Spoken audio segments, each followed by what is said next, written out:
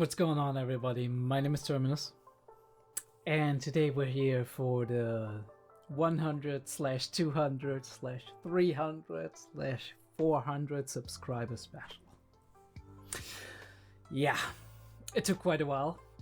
It took quite a while to get to that special. With polls and then like suggestions and whatnot. I mean, that's just how it goes, right? This is just how it goes when you're a small channel and not a lot of people are following you. I don't want to make a decision based on like what 3 people tell me, right? So I've let myself. I took the time, right? I started with the 100 subscriber, but I shouldn't have. I should have started with like 300 or 400. Either way, I took the time, right? I waited until a lot of suggestions were in. I put them all down, right? Interesting, whatever. And I let the patrons vote. Well, first of all, I asked YouTube, right? And then I let the patrons vote. And then I let the patrons vote again. Because I was like, this is not enough. We have like 4... No, it was like, I think it was like 5 people who voted on that. I was like, damn, I don't want to... Yeah. But YouTube voted later on. We had a couple more votes, I think. I don't know how many it was. Like, it was a handful of votes, but it was a decent amount. And then we had 7 patrons vote in addition to that. And after that, we had a tie. Great. Genius. But yeah, here we are. I actually had the patrons vote again on the 2 series that tied, which was Penguin Highway and Sword of the Stranger, and Sword of the Stranger won. And now we might watch Penguin Highway as a surprise at some point, or I might put it back in a poll. Don't worry about it. I've seen the reception. I've seen that people are interested in it. Akira too. I wanna watch Akira anyway at some point, so this one's on the list as well. And a couple of other ones probably too. But yeah. We are gonna watch Sword of the Stranger today. All I know is that it's a little bit of a traditional Japanese anime, right? It does have like the focus on, I think, Japanese culture, maybe samurai or whatever, right? Swords, definitely swords. Something with swords, right? And it is widely praised. I do believe that it was due to the animation and directing, but I could be wrong. Right? We'll see about that. And yeah, we're gonna watch it here. This is gonna be a timer reaction. I'm not gonna edit that because, except like I have a couple of exceptions. One of these exceptions were Dawn of the Deep Soul, because it was part of like a series I've been doing. So I wanted to at least get you the experience. Please note that this was like a one-time thing.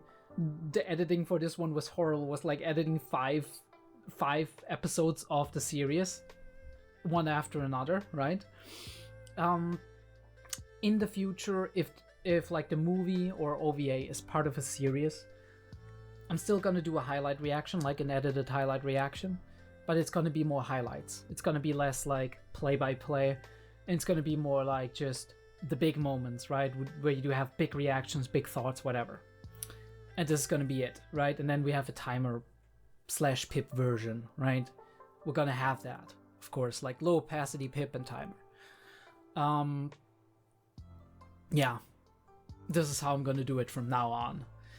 And if there's like a movie, like here in this case, Sword of the Stranger, just like a standalone movie, in that case, I'm probably gonna do it as a timer/pip reaction. I mean, you can still skim through it if you just want to see the highlights. Otherwise it would just be too much on my schedule, right? It would just delay other projects that I would rather do, like my regular series that I'm doing. But yeah, we're gonna watch this movie, we're gonna enjoy it, and then we're gonna talk about it, as we always do. If you're new to this channel, I would not mind if you subscribed and checked out my other content. Leave a like if you, at the end of the video or when you finished your watch time with the video, if you feel like you enjoyed it. I would really much appreciate it. It helps a lot also with like the algorithm and whatnot. And other than that, I do have a Patreon. I do have a Discord. Check those out. Let's get into the movie.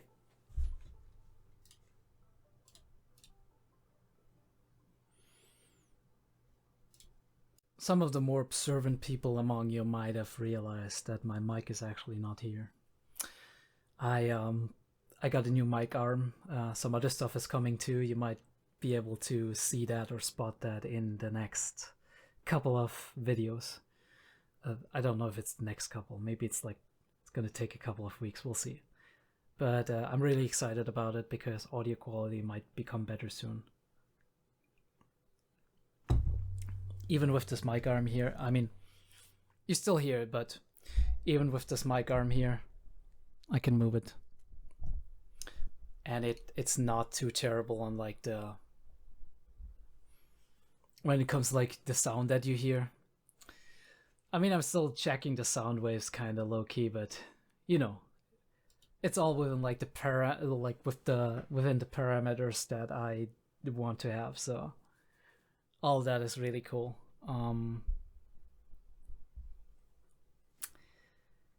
Anyway, most of you are probably not interested in that, so we'll just get started with everything. Let me see. Yep. The right volume on there. 𝐸𝐴 starts in a 3, a 2, a 1. And we do obviously have the right. Just letting the seconds tick off here to kind of get a little bit of a syncy point on that. Yeah, nice. I might cut that out.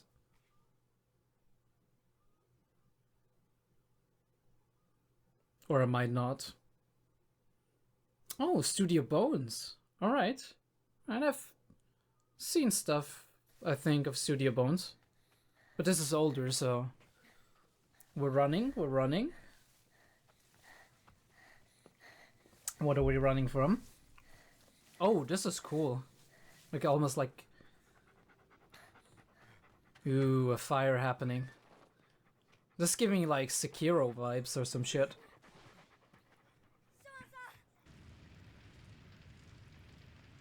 Like how the fire looks. Now we're fleeing.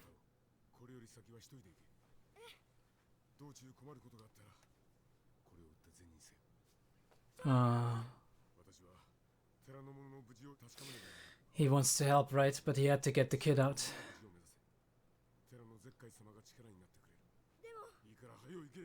And he told him a name. Oh, that beautiful pagoda. Lost in the flames.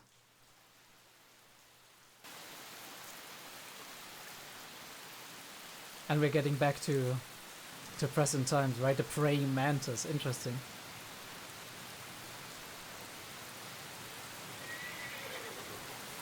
Ninja rain. I just recently reacted to something that had like pouring rain. I do love the atmosphere it creates.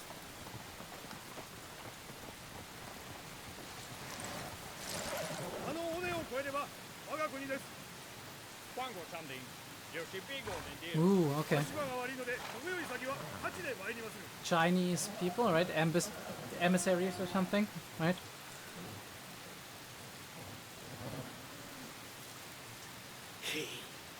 Ooh, well, looks kind of roguey, right? Like a thief or something, or a bandit.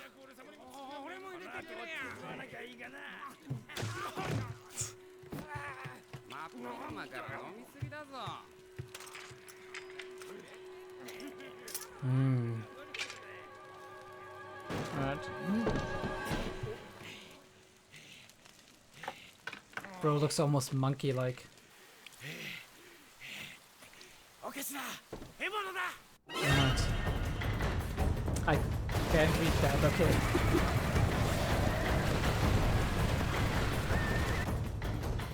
Oh, okay, right. It's just studio and producers. Cool. We're gonna look that up later.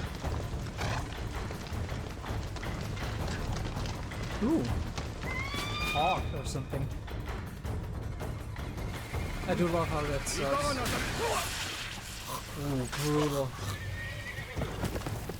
Right through the throat.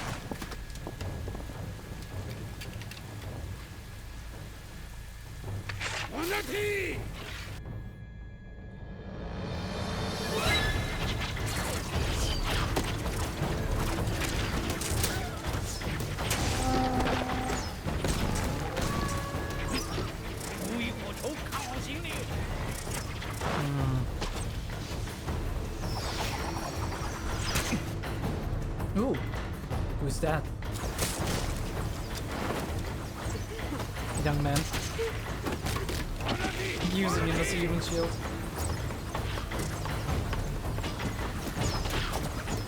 Oh, holy shit, yes. That was a great sequence. I don't know why, but we'll look at it.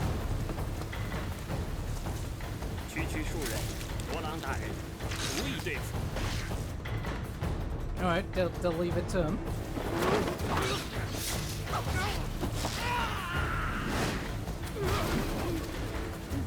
Scary. Coming down like a demon. He hasn't spoken a word yet.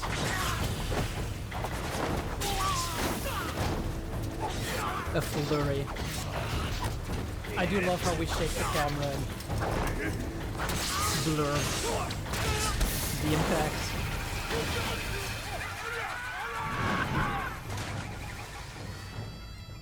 Okay, I'm not disappointed as we start out.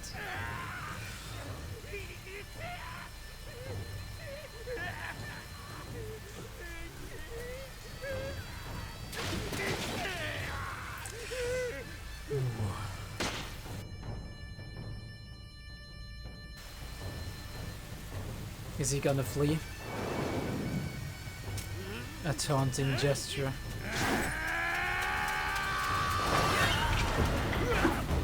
It's interesting, he almost has like samurai as garb. I guess that's just how the armor was back then.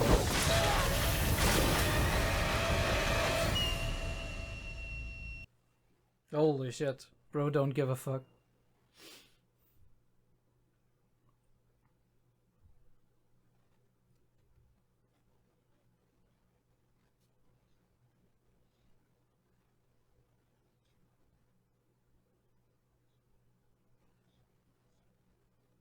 Ooh. He's looking for a challenge. Okay. Wonder who that guy is, because the boy that we saw wasn't blonde.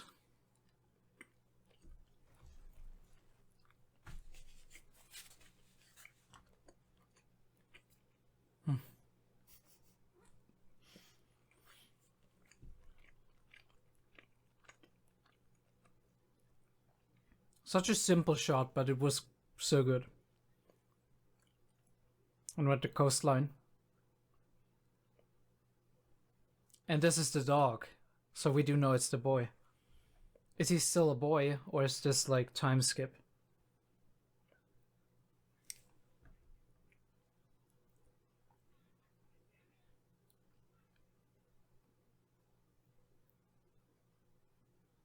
Oh, and the dog is distraction. And yes, it's still a boy. He's still a boy. Can't be much time that passed here. Maybe the bandits that were responsible for like attacking the Chinese group, they also attacked his hometown, maybe? Is he gonna meet our guy and get trained?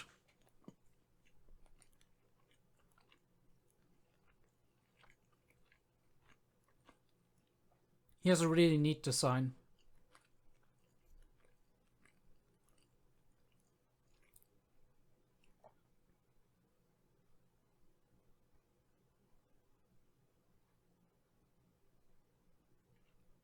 Menacing.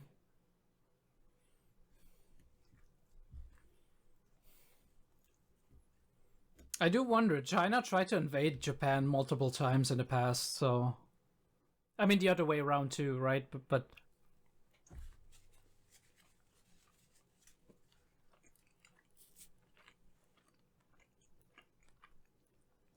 although I guess that was like the Mongols, I think, more. Unless China as we know it today. Or knew it a couple of 100 years ago.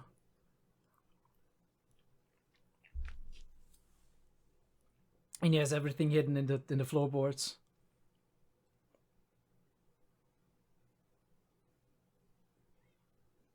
Hopeful music.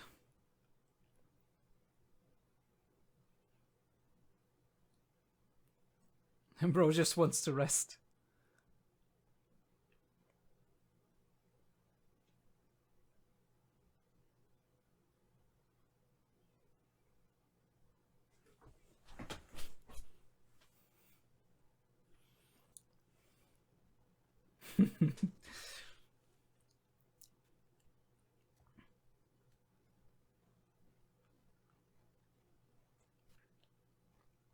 Obviously. I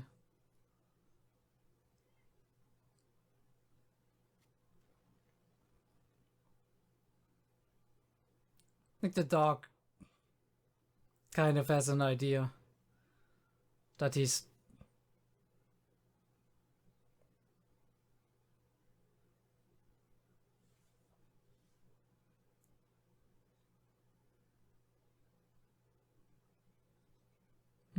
Okay. Ming Dynasty.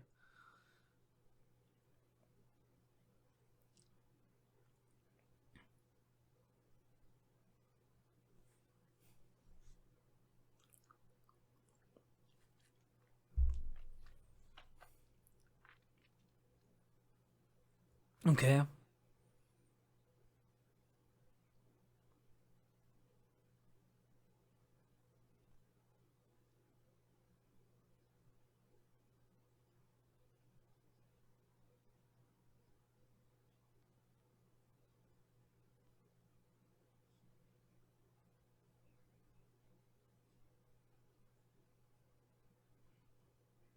Certainly looks grand. I do love this music. Kind of reminds me of what...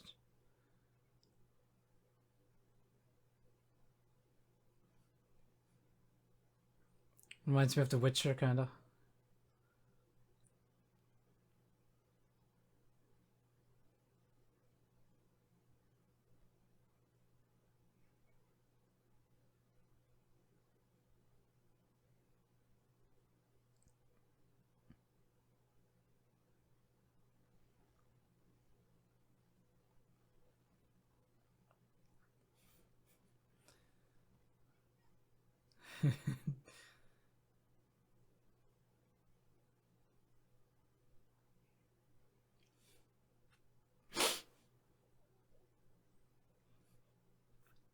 Doggo is like, come on, get along.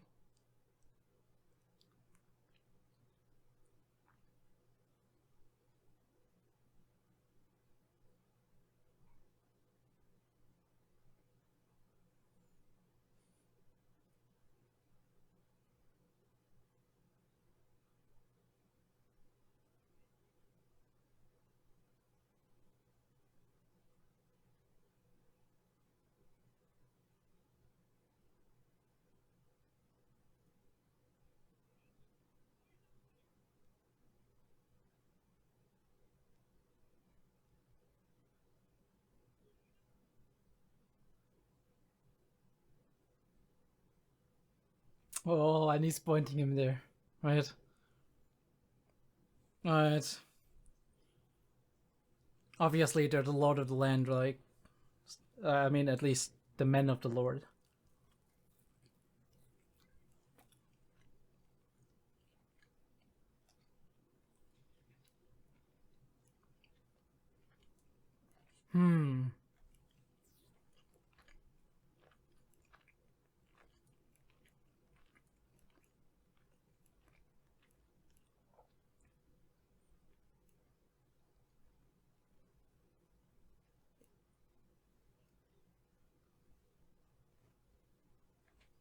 Hmm.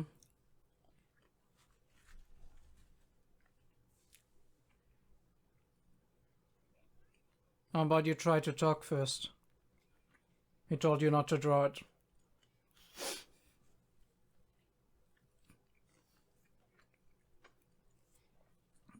Alright, there you go.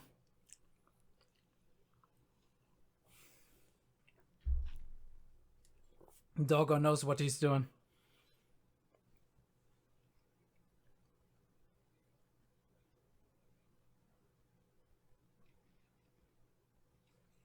A whip?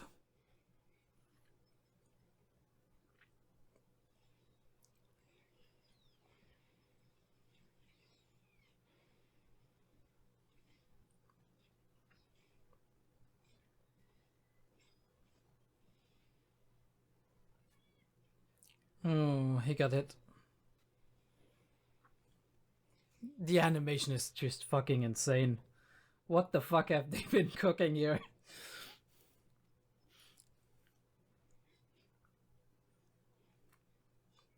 Like the entire combat feels weighty.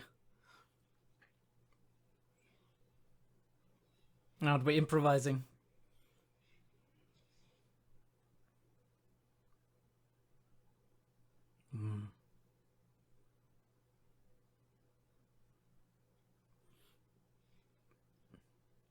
Ooh. Yeah, he's pretty much dead. I was like, holy shit, what did I get myself into?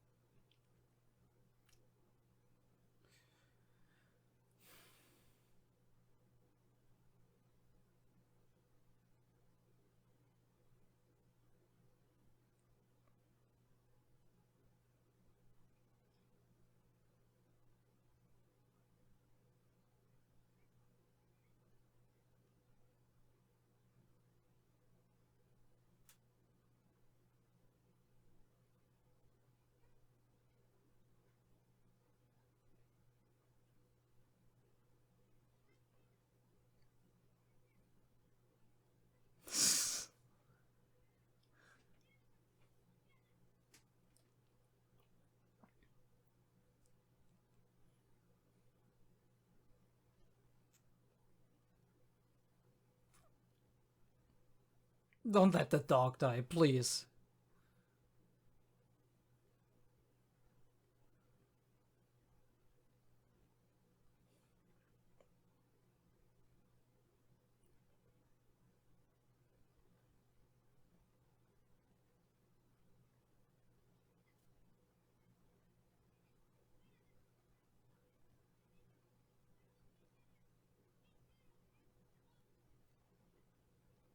I didn't read that, but yep.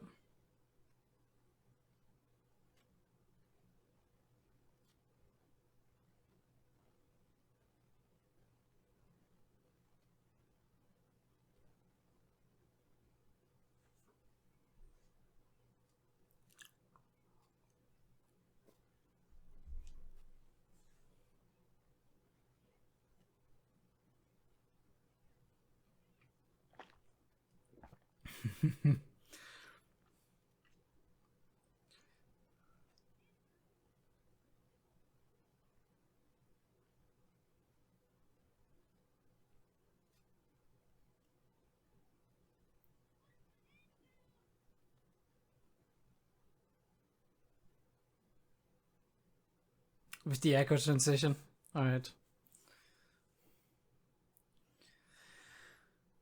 Oh, the layers.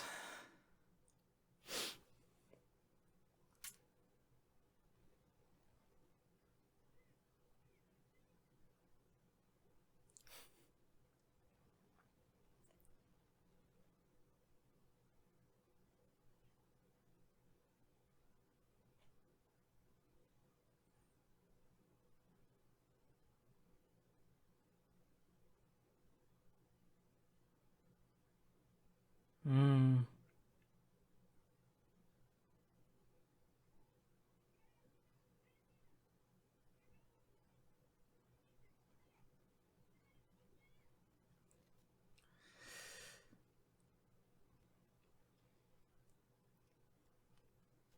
The double standard. I mean, he's a kid, right? Wow, look at that.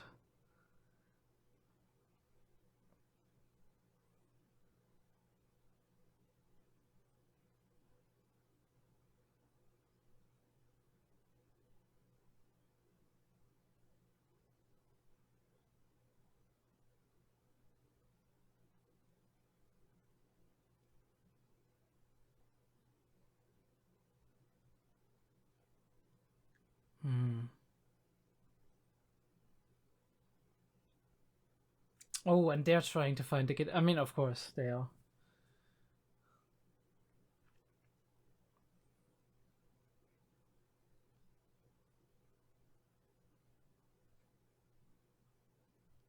Interesting. That's a little reflection.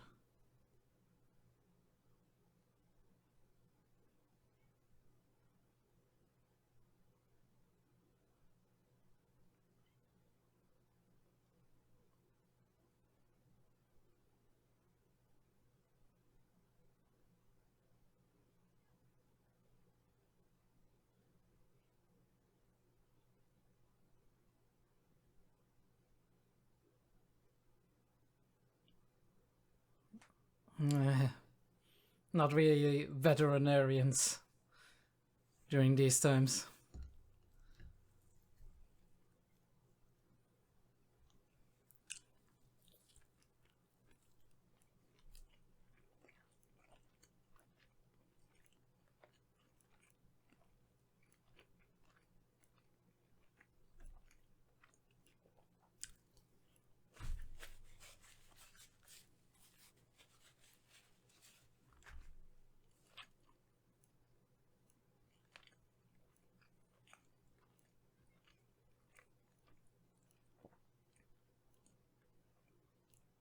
He's gonna, yeah.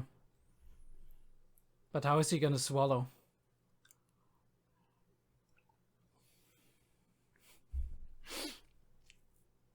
That walk sequence.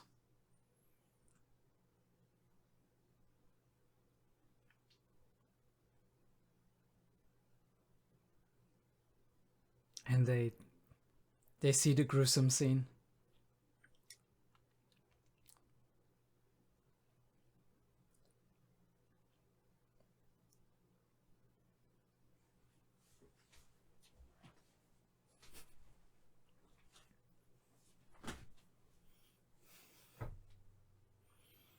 Wonder what the Chinese are doing there.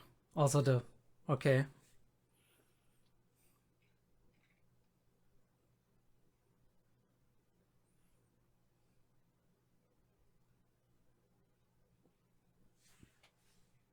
Alright, so there's some, like...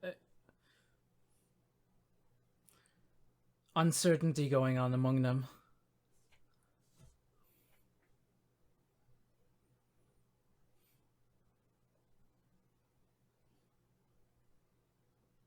Looks more like a like a raid.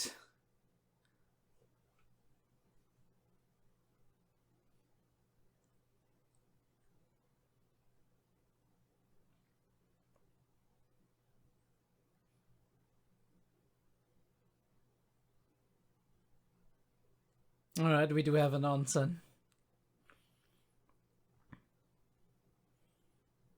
But my man just wants a good night's rest.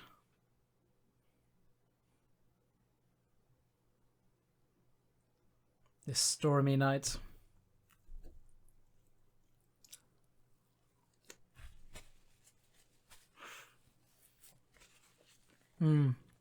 Kid's been awake all night.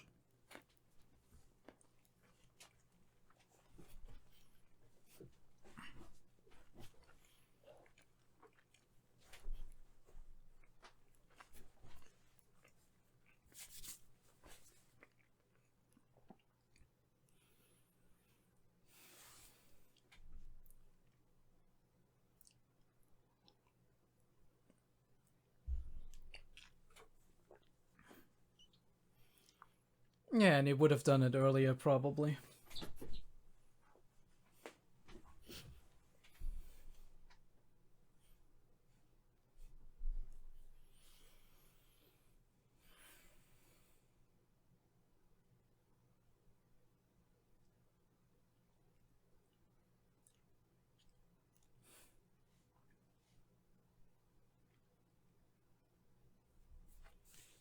The monster with the golden hair.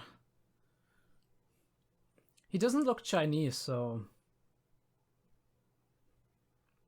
European. During that time, a rarity, probably.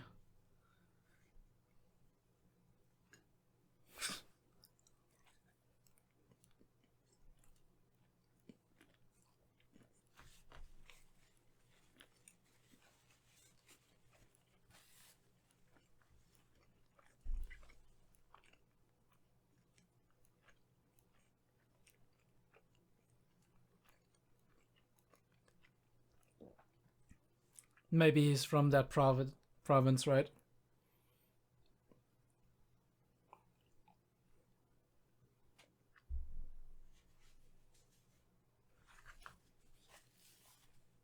But never say never. And it might be the two who died.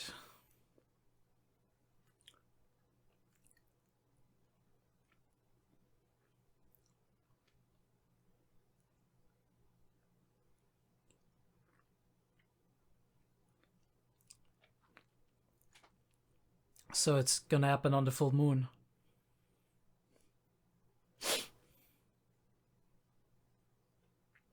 Elixir of immortality.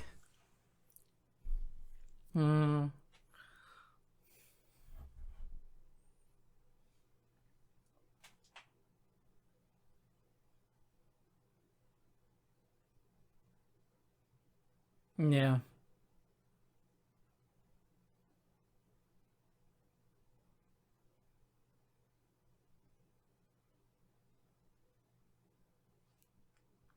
All right. Weird way to put it, but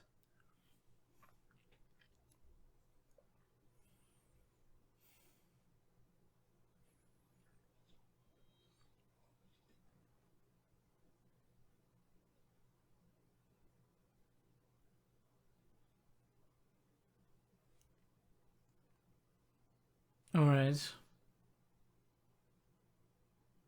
A duel? I don't know if a friend is interested here.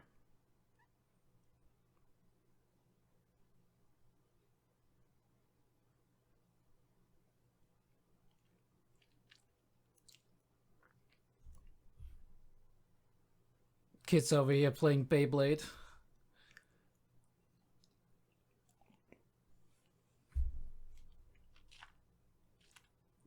Ooh. Are the leaves going to start?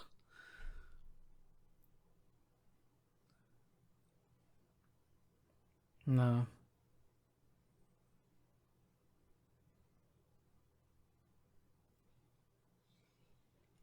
And yeah, that okay, cool. But he's on the defensive, right?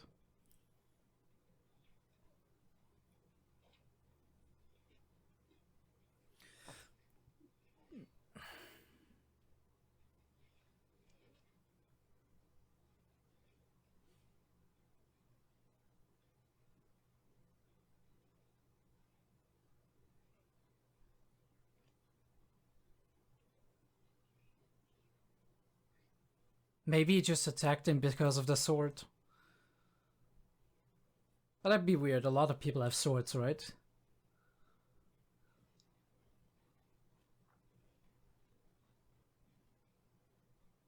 He enjoys conflict. And he doesn't.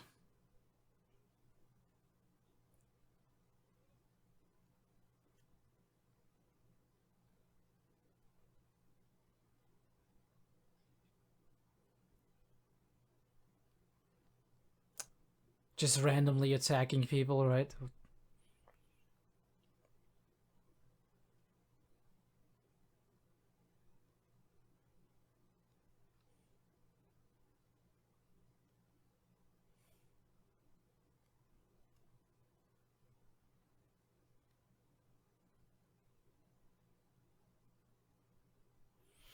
Ripples in the water.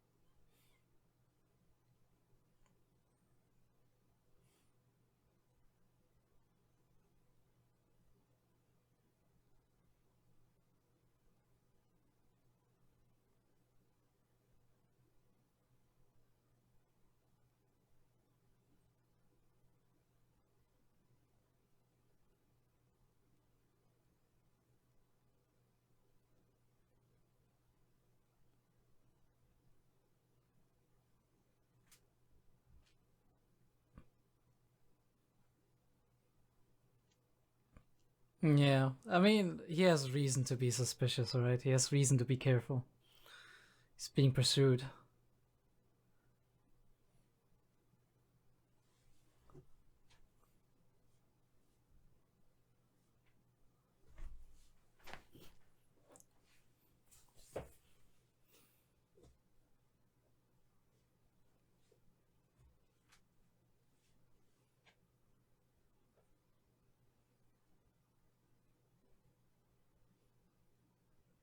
Ooh, yeah, yeah.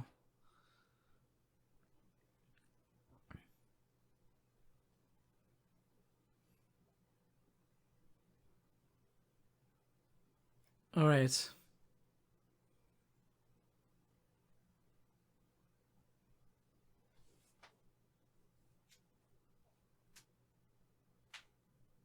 Yeah, he probably fled being attacked. There's some stuff at play.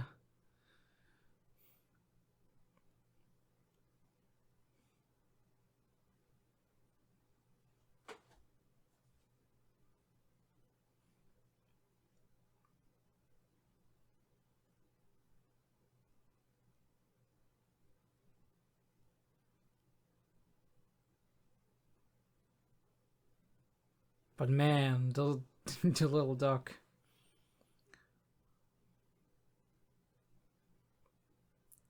The little dog is tough.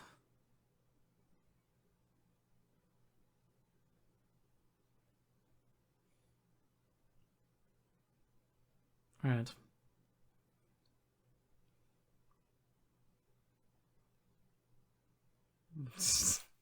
Bro's like, holy shit. This kid.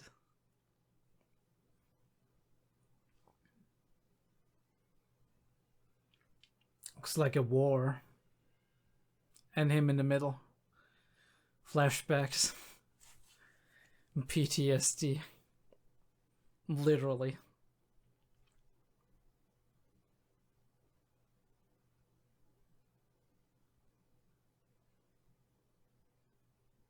And we have firearms.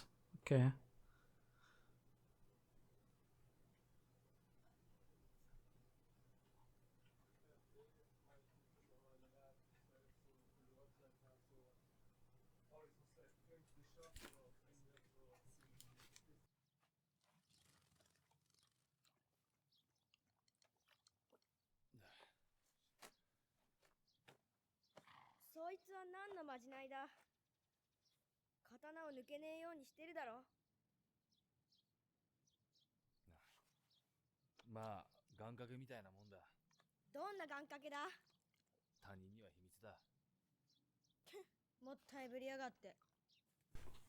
Sorry about that.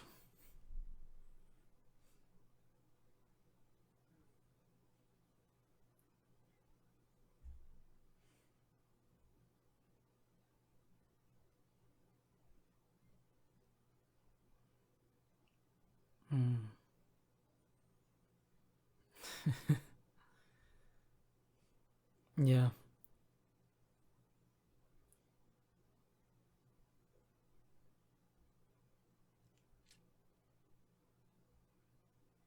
Oh, he likes the speed.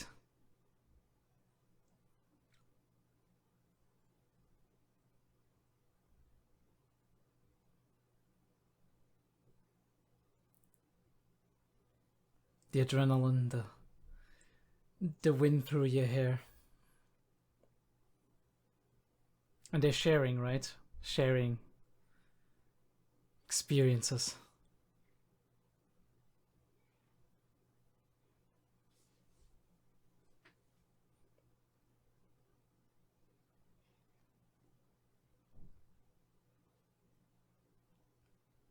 The stare of the century.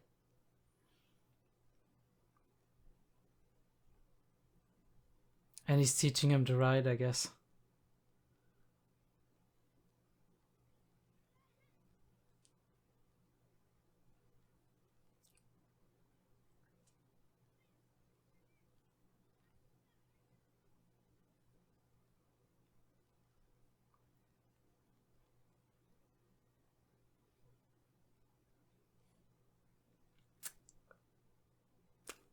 I don't know about that, but okay.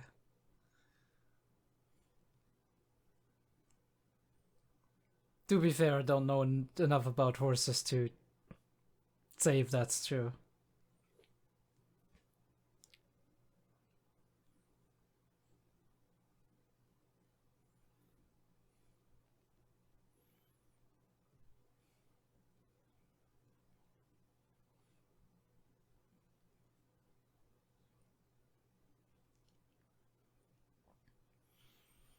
He ain't talking, right?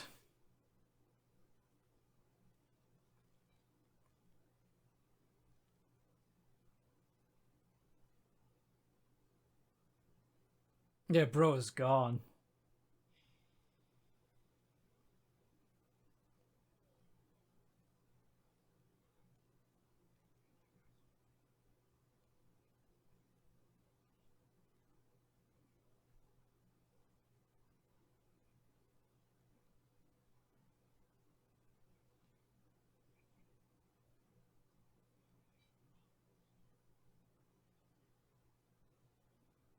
Shogun.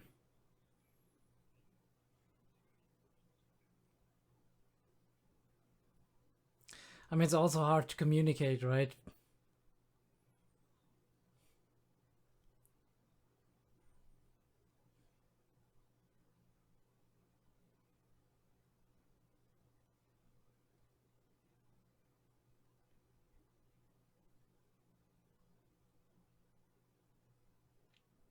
Trees that bear money. I don't know if that would be such a fun thing.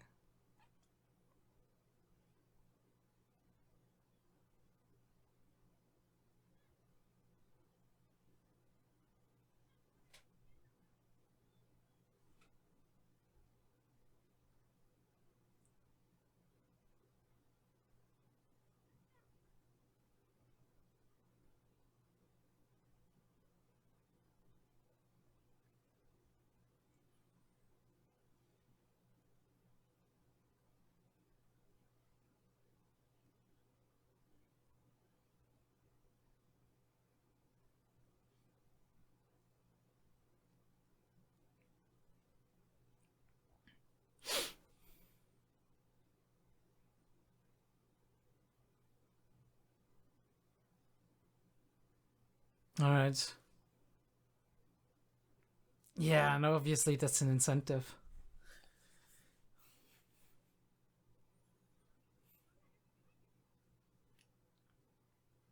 And he knows.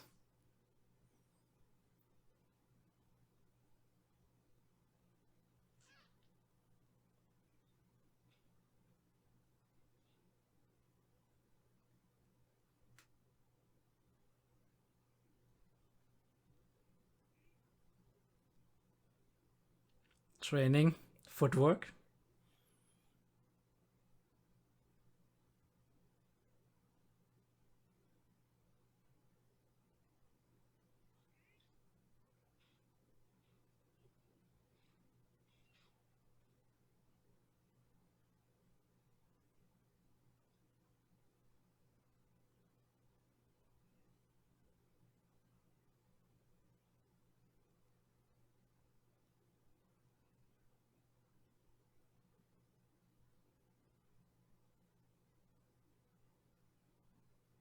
I think he might.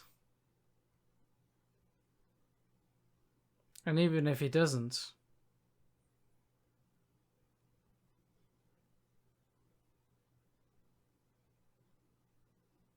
he might understand the intention, right?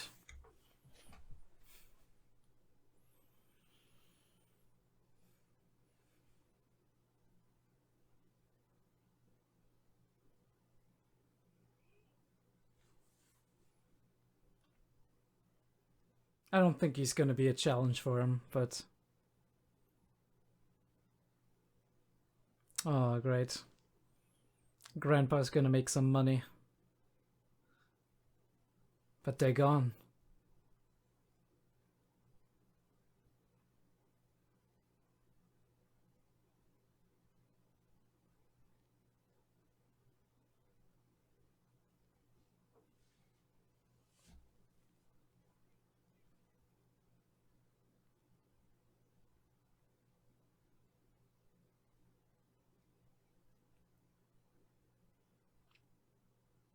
And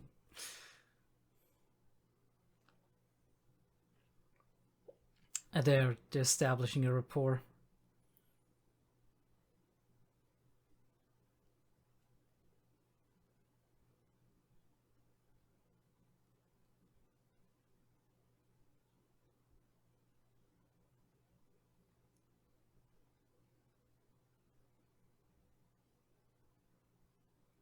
The second time.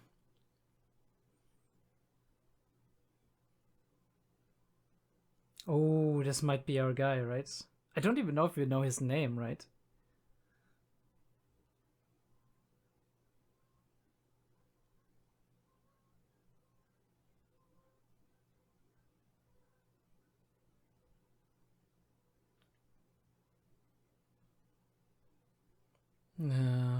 Different perspectives.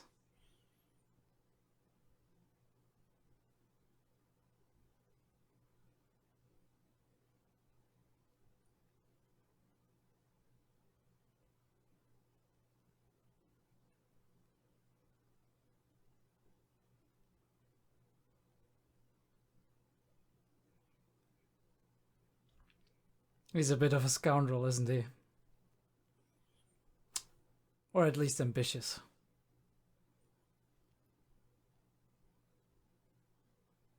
Damn, that's a lot of scars, dude.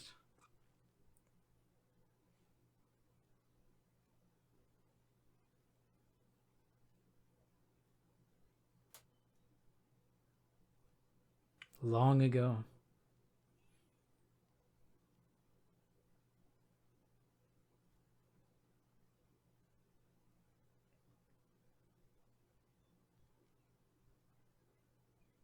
Yeah, we haven't heard his name.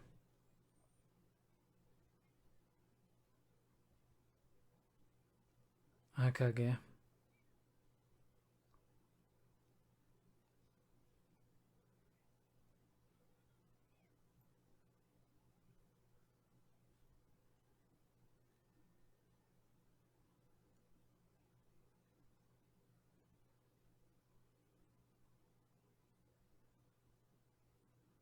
Okay.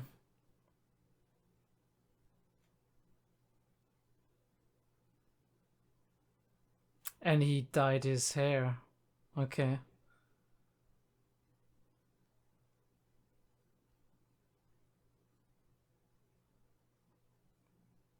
At least that's how I understood it. And obviously, red hair or reddish hair would be very noticeable.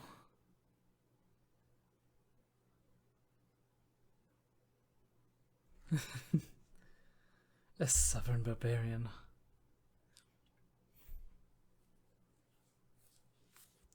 Oh, okay, maybe not even native.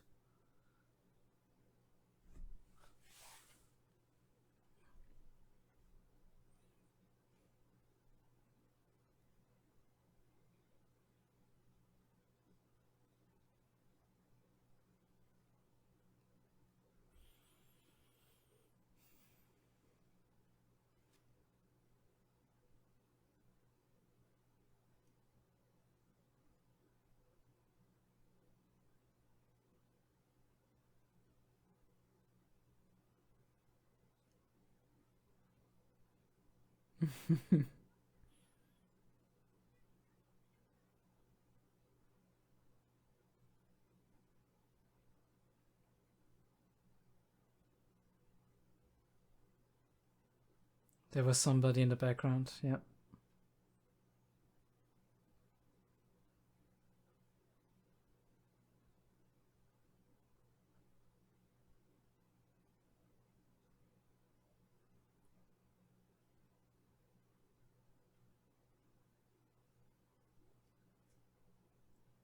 Until 2 years ago.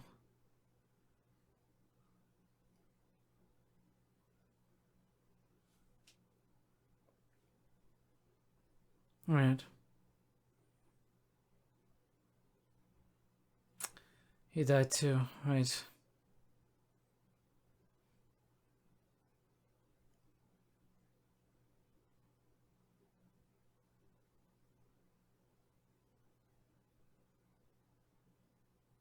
And they took him here.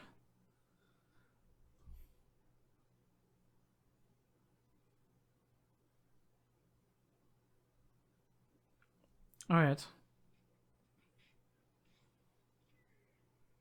Okay, I thought it was more serious than that. Looks like just bandits.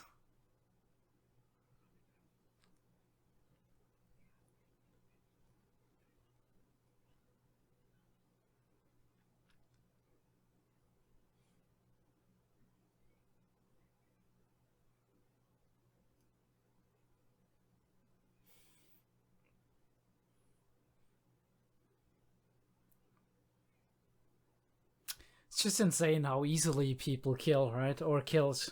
I mean, these days maybe not as much, but still in certain areas. I'm gonna reverse rub you.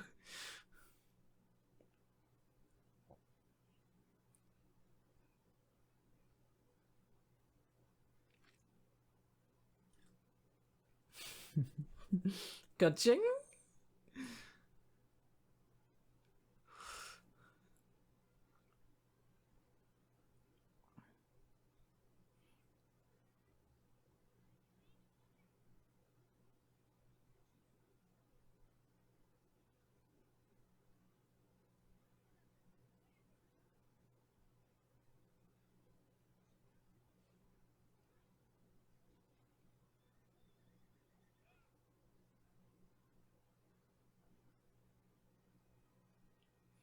𝐏𝐢𝐏𝐿𝐴 coming along.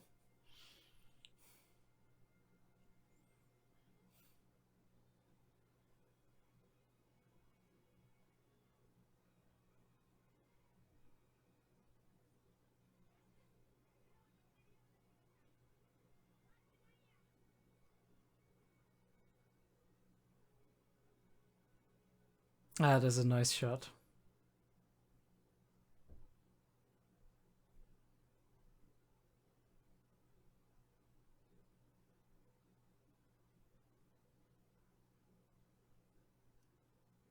Ooh, big expectations.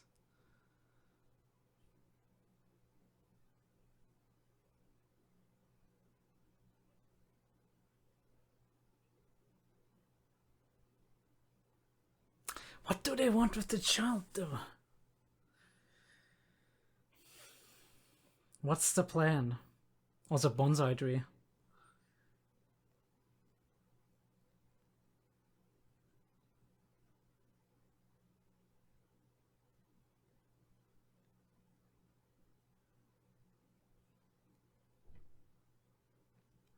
Yeah, the matter is time sensitive for them.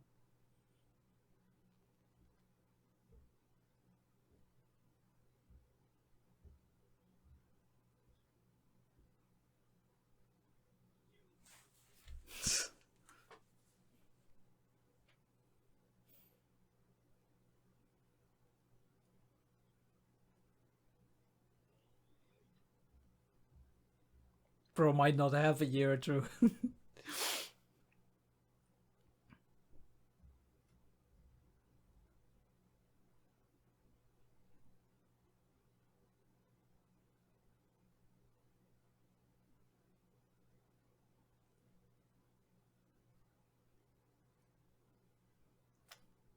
I guess that too.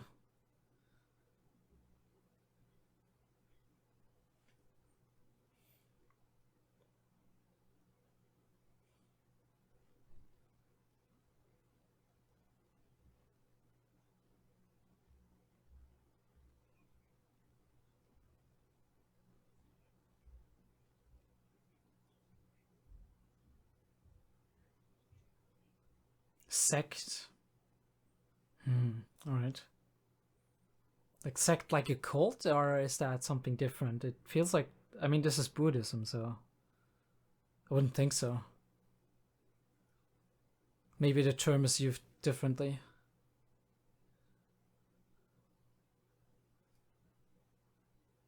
Right, who are they handing over?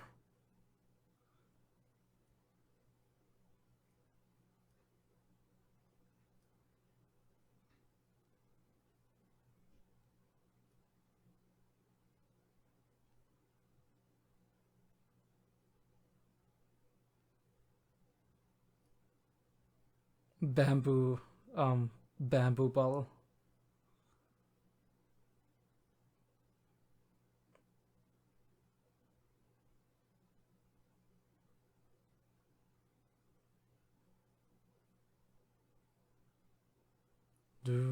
Okay.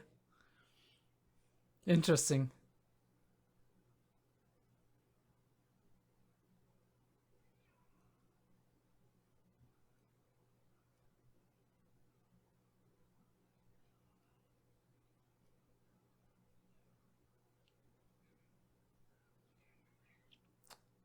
So he's getting drugs to withstand pain, I guess.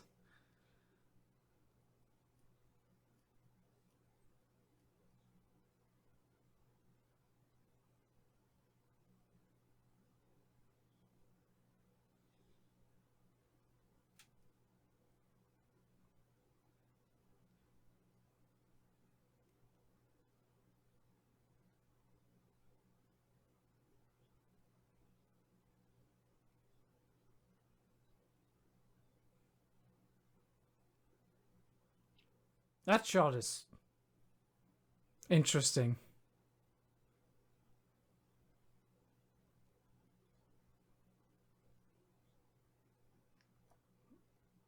Interesting.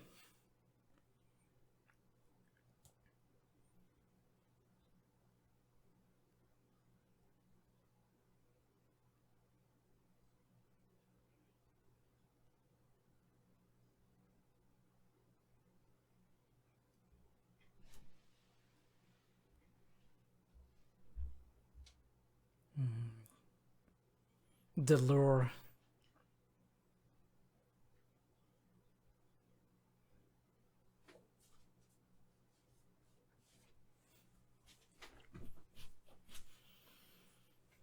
All right.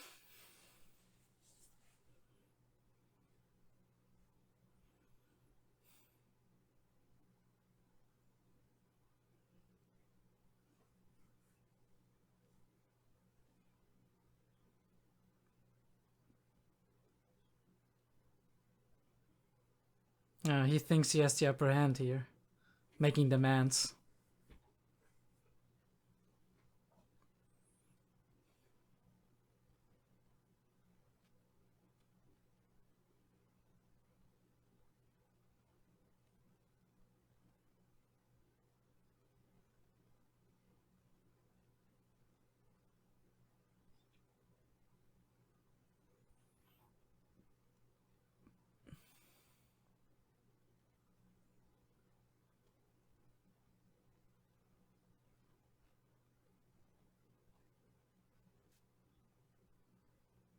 Because he was skilled.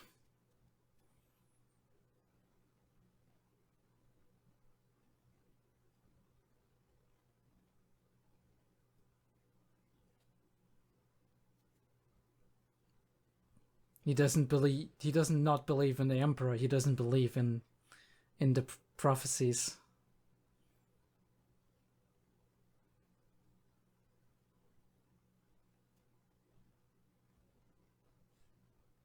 Somebody playing music? Or is that just the background soundtrack?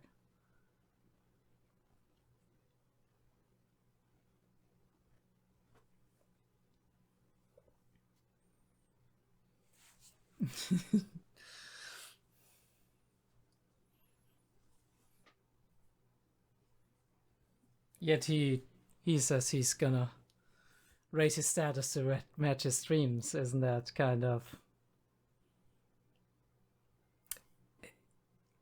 him being a hypocrite, kind of?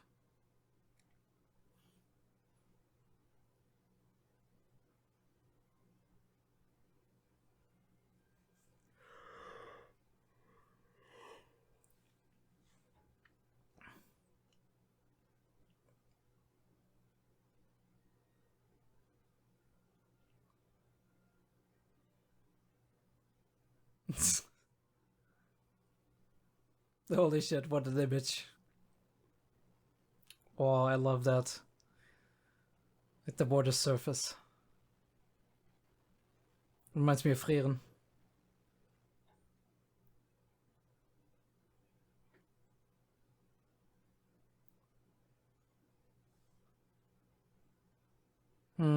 Defending yourself.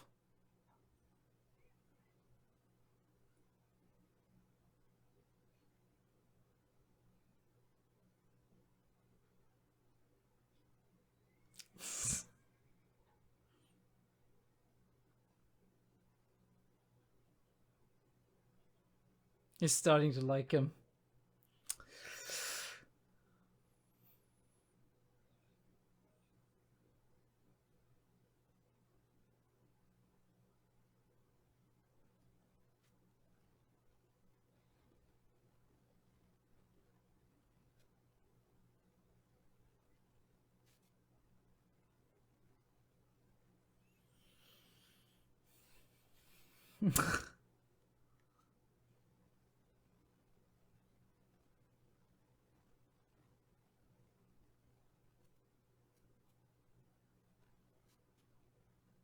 It's a nice way to do it.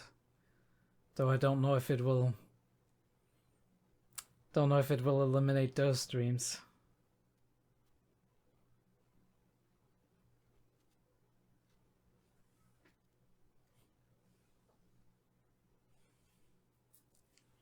Byakuran.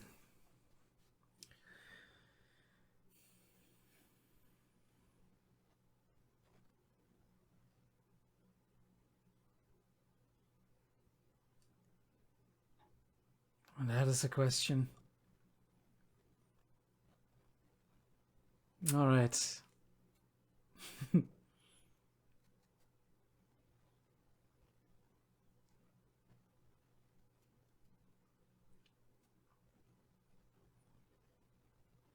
Paradoxic, isn't it?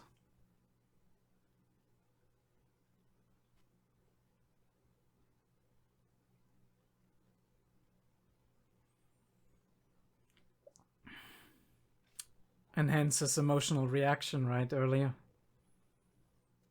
It's like, we can wait another year. Maybe I can't. Yeah.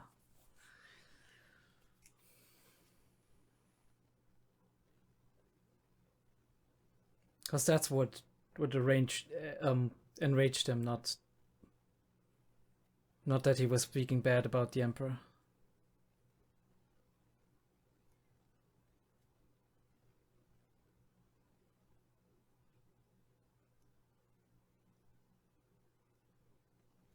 But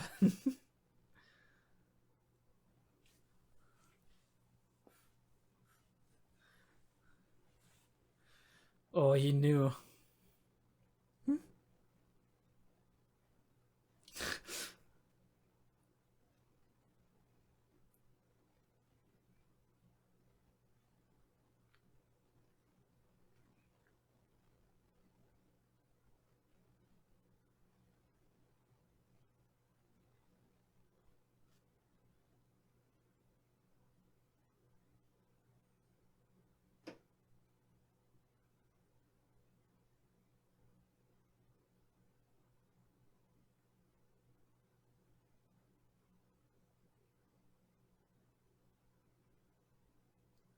Something bothers him.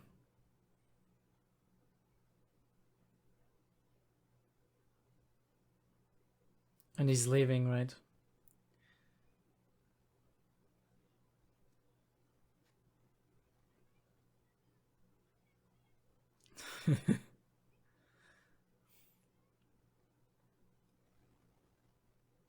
That's a nice parting, I guess. We'll see him again.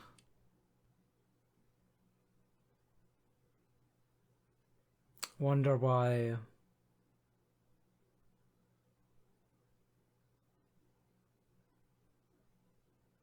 this feeling creeps in.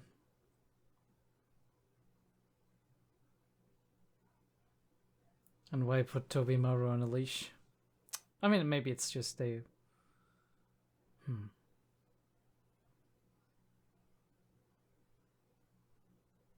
Luck, fate, right?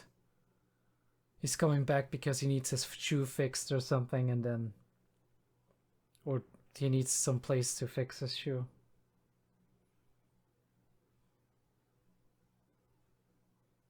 Yeah. He's doing something he's not okay with.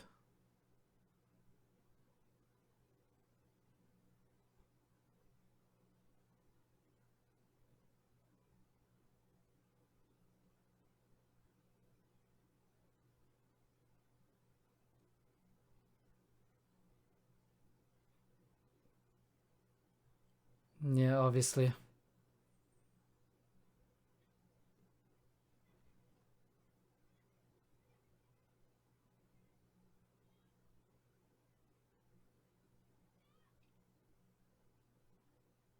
Oof.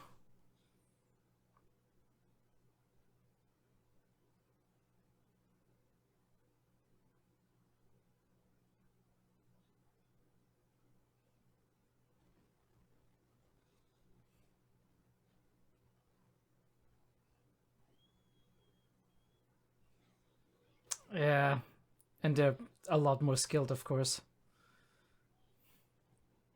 Holy shit, that weapon.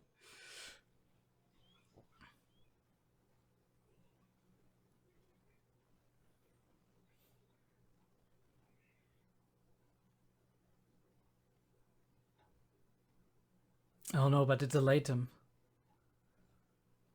He's gonna notice. Hmm.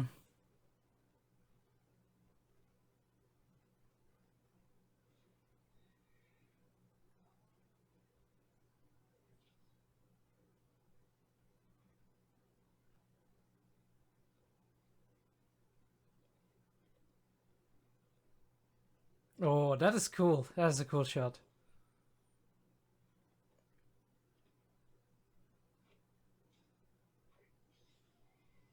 Ah, damn it.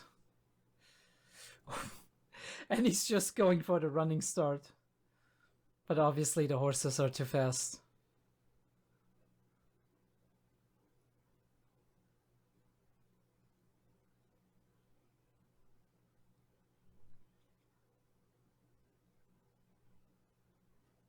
Oh, but he can follow them.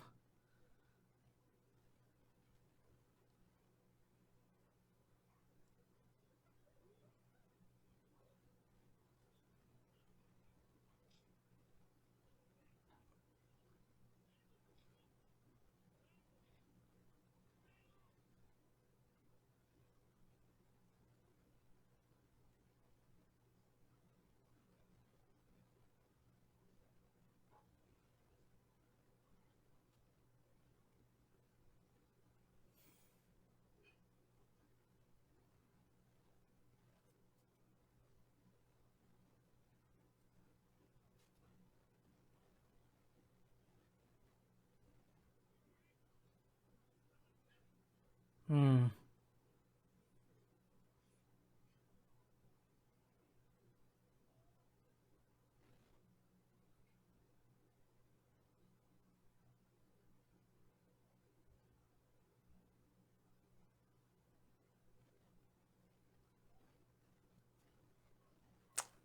He wouldn't, but... Or maybe he would.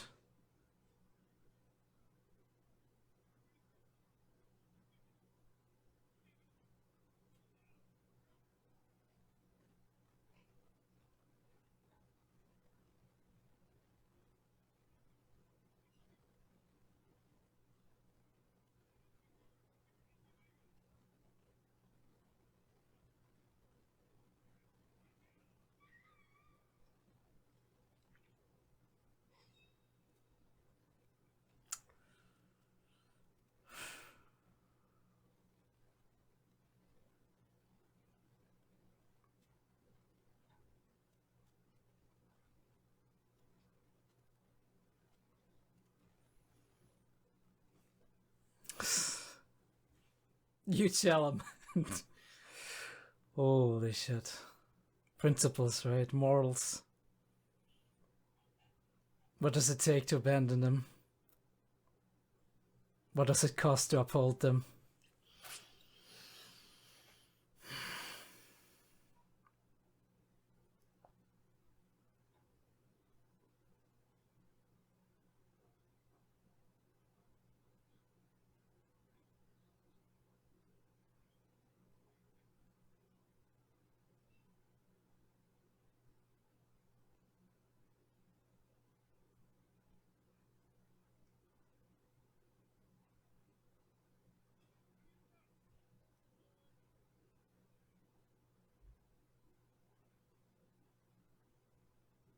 He's gonna kill them all.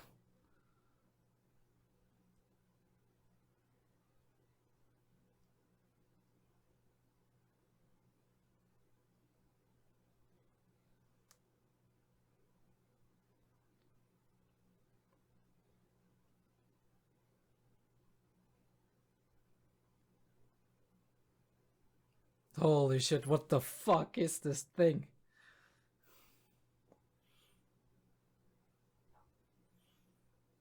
What in the devil's worship?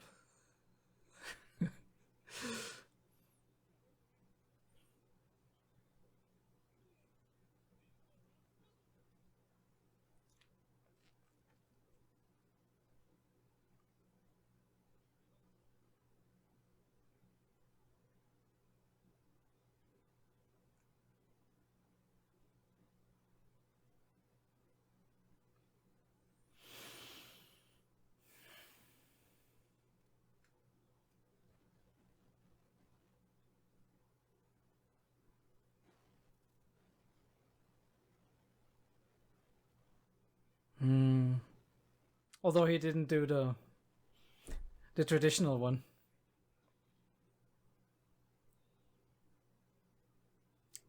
The snow is coming down.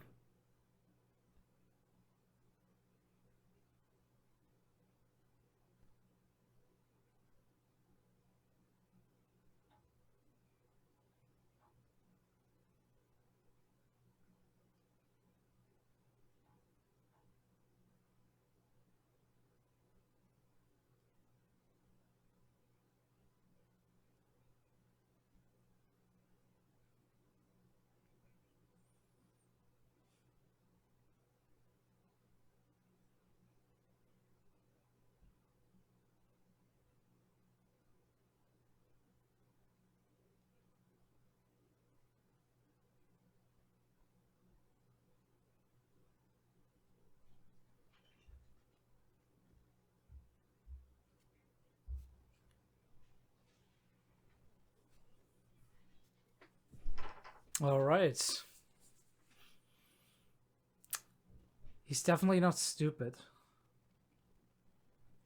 And they're taking these pills, right? They're taking the painkillers.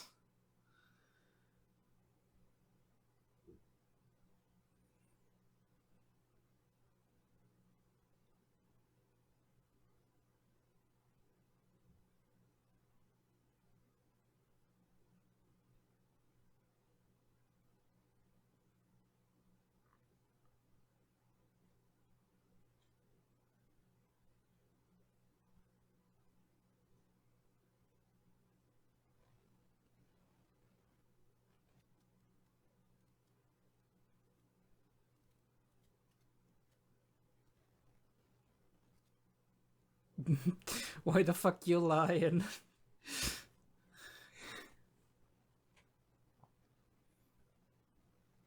I mean, maybe you thought he would died with, like, the horse falling, but...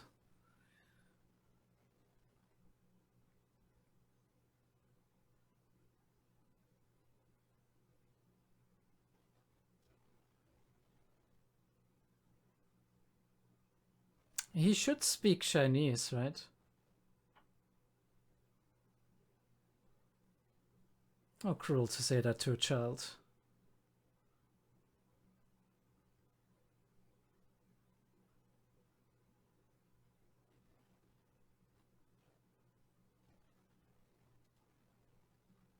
And he asks about him, right?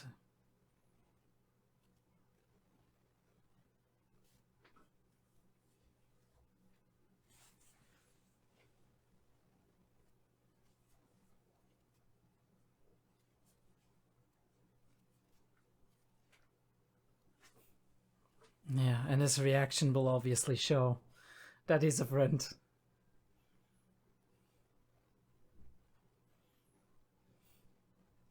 I don't think a blonde guy believes it, though.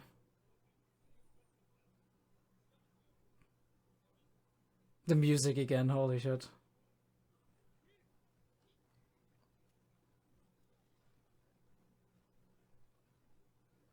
Also, maybe Lord of the Rings. Not entirely, but feels a little bit like it. in terms of like the music we're using.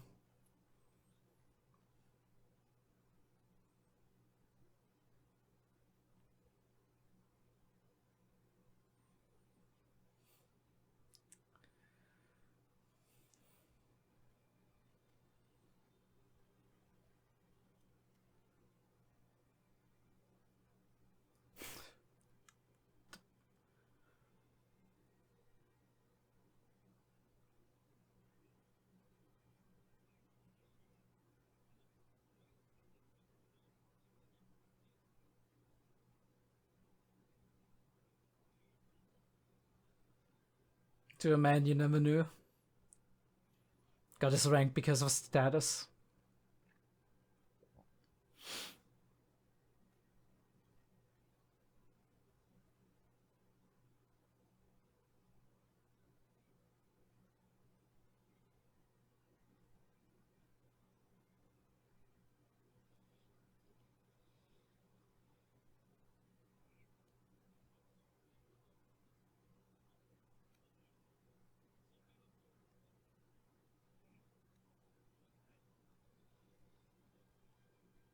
A former lordless samurai.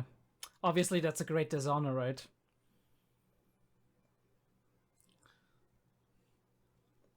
It's like a soldier without a commander.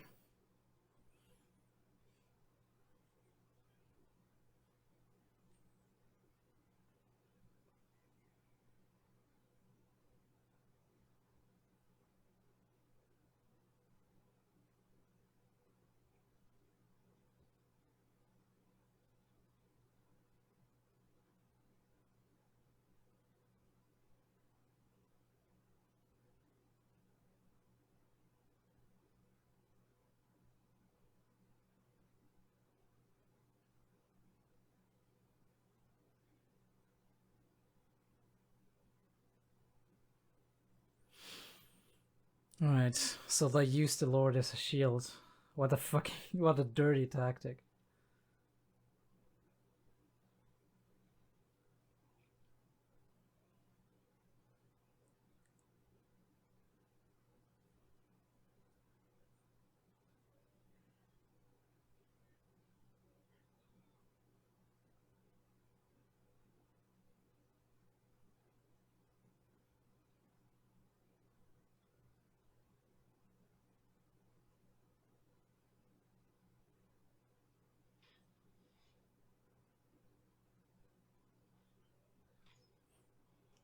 And he's dead.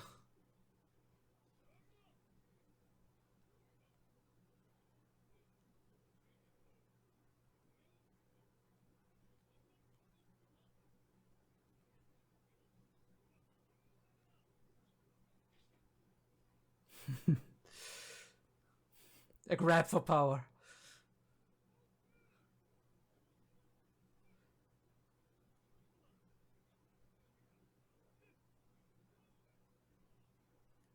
A scoundrel, like I said, but solved the problem.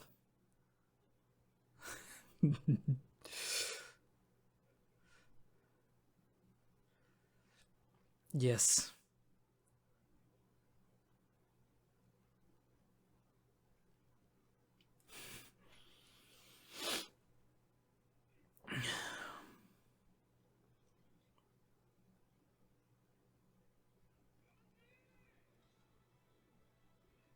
I mean, it probably helps if the Lord wasn't really popular.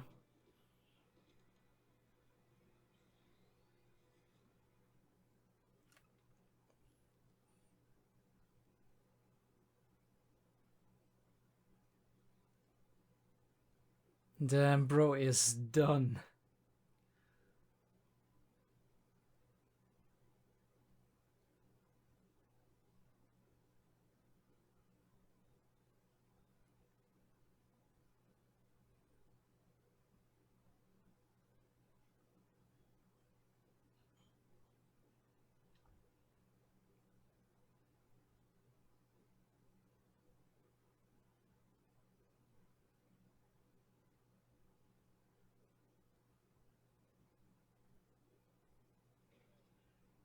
And they're seeing the siege from like the top row.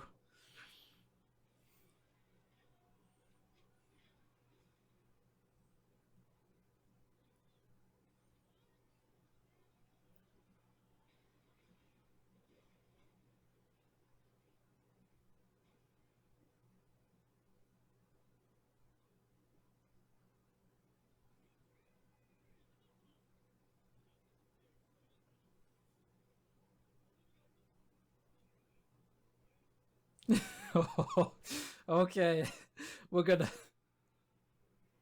Alright, dude. Be ambitious.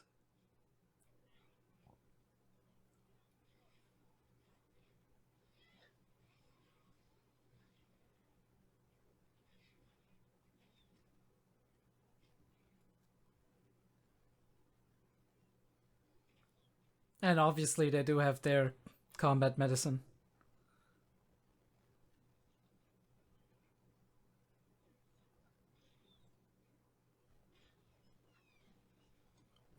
Oh, this shot.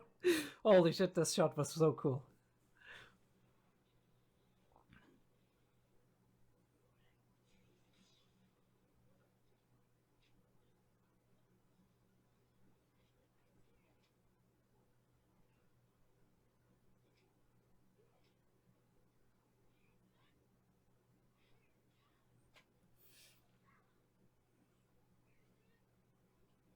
There's something very interesting about...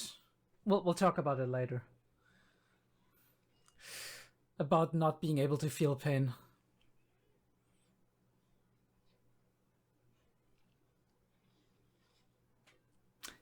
Great how they did that without showing it directly.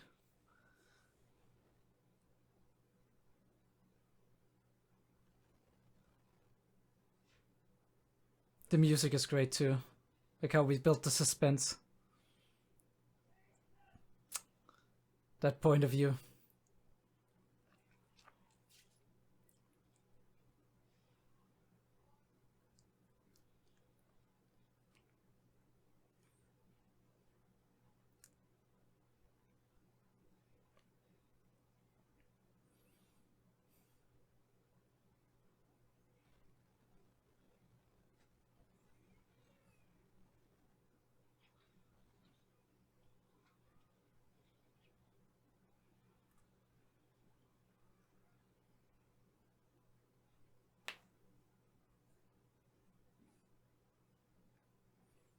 And he's coming into this battlefield. And he knows where he is, right? Probably. I mean, he sees him right there.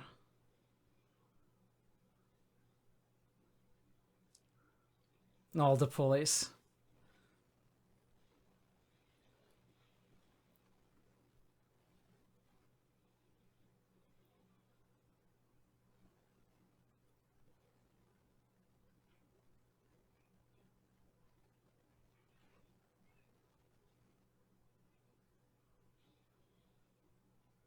Right, he's here.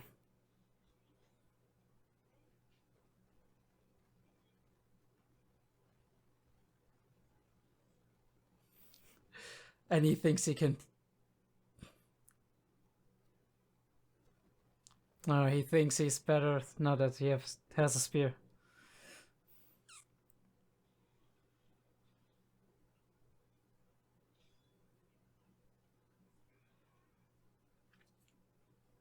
Ripperonis.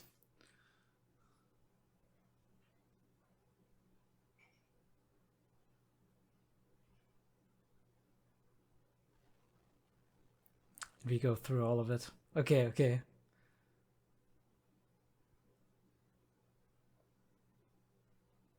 Is he knocked out?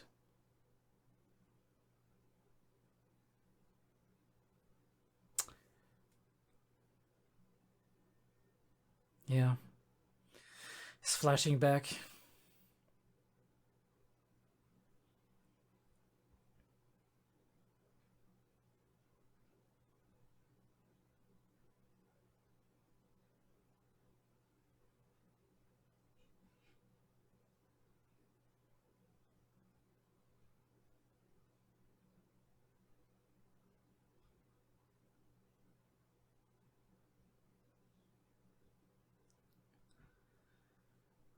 But he...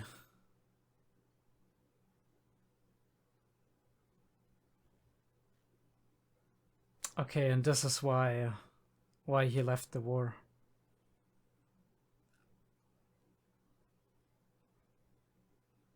Did he do it?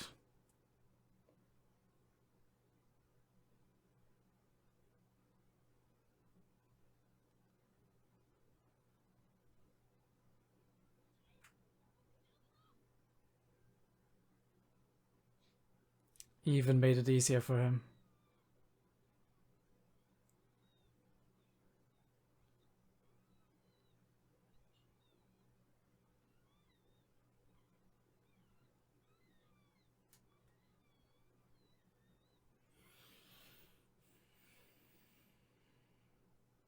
Yeah.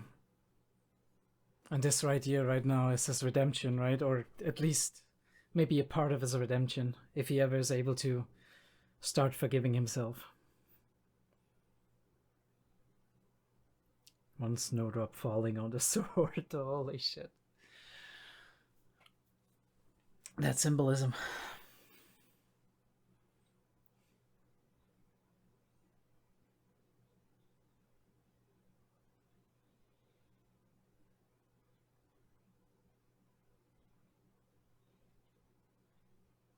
He's gonna climb out.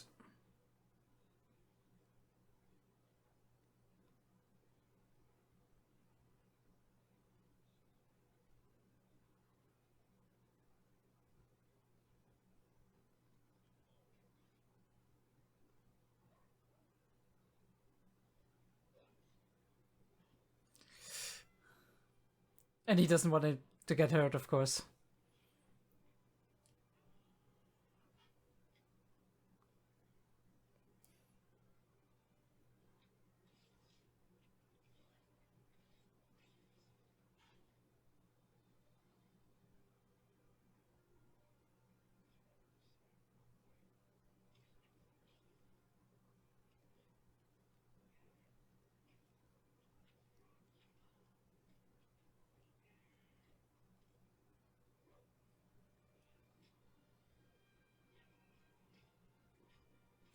I think that's the first time he actually pulled his own sword. And the seal. Wow.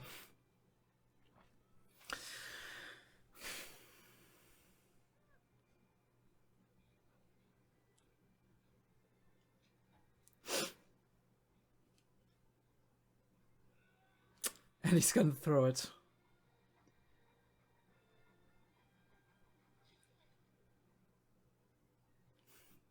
Sword out of nowhere.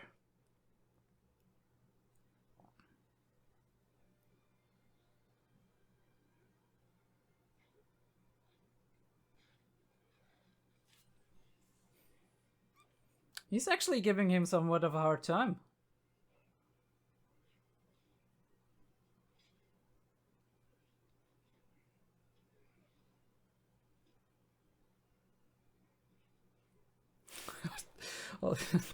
Okay, the choreography is fucking insane. Yeah.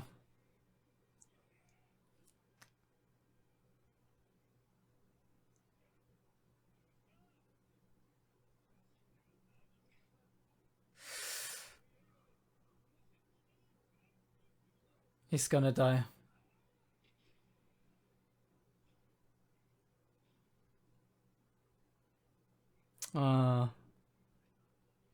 What a dishonorable death. But this is the end of your ambition.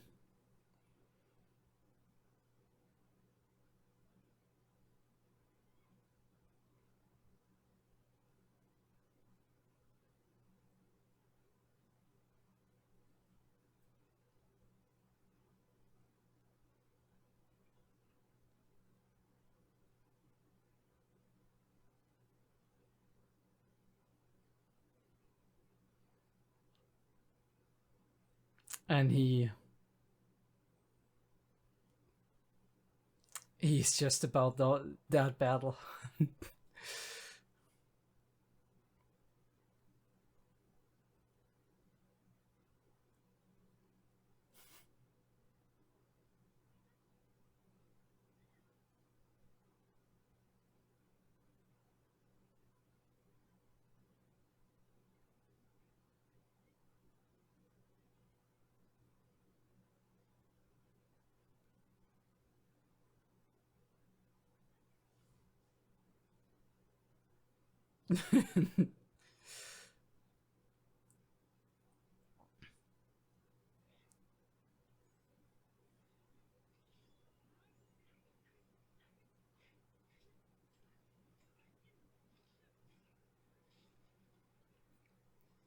Again.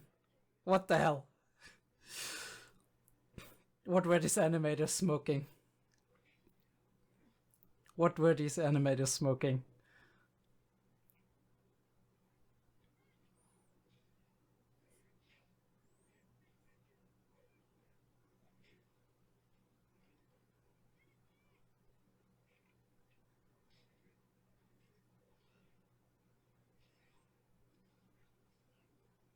Oh, and he got blood into his face.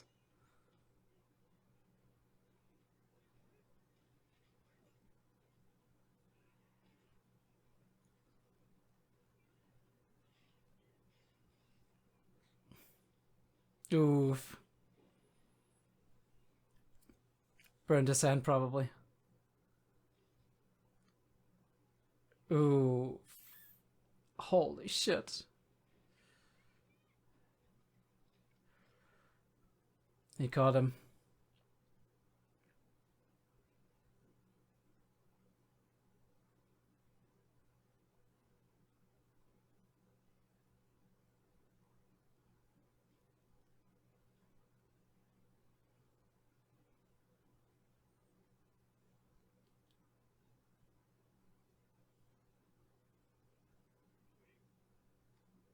He ain't gonna do it.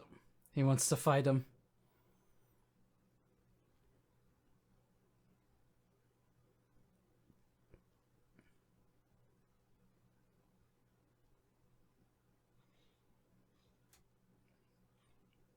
He didn't care about the thing. He was like, nah, I want my fight.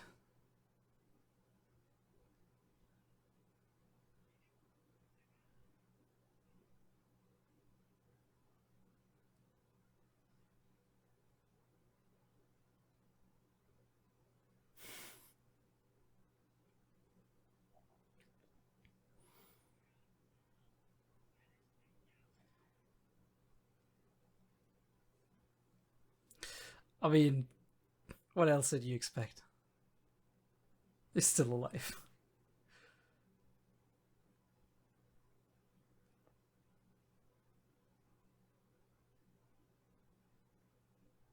Like, bro, this isn't even what I want. Shut the fuck up.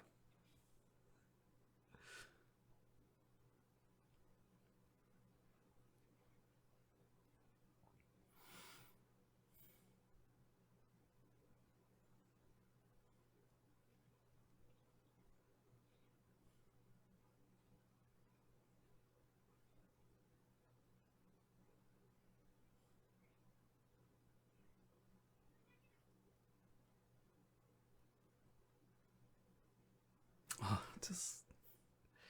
it's gonna be a battle. They might be the only survivors.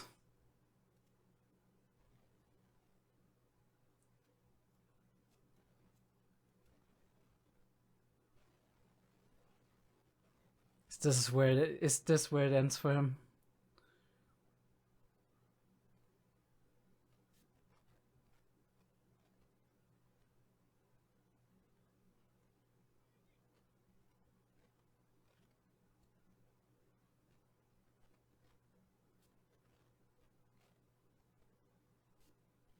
He ain't.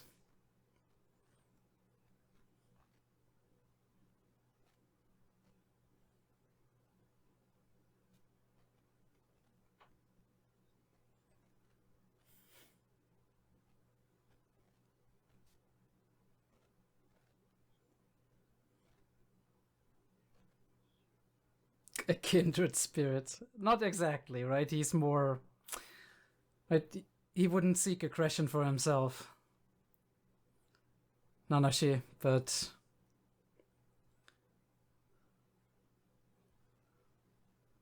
They have a connection point there.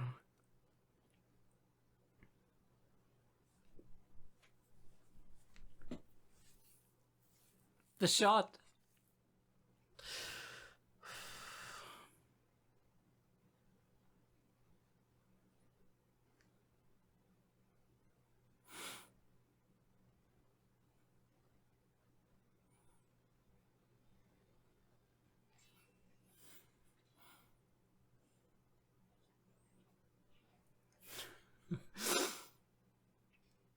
Holy shit, dude.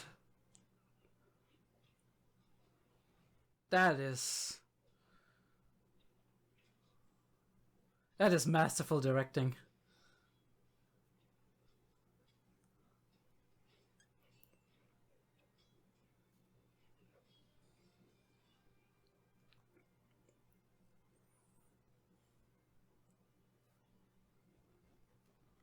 Come on. He got him somewhere.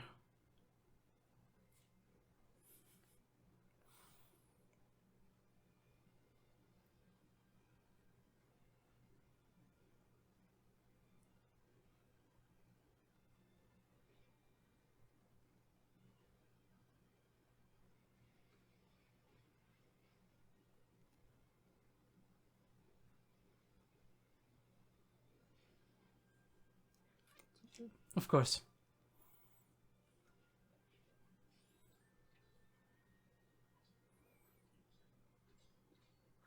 The way they use the environment.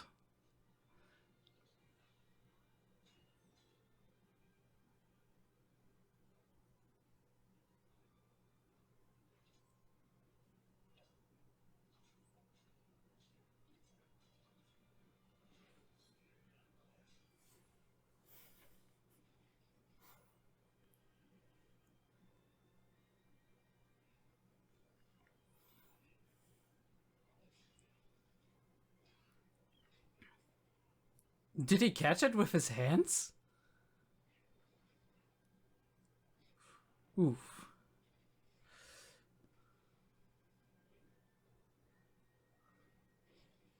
He got his sword now.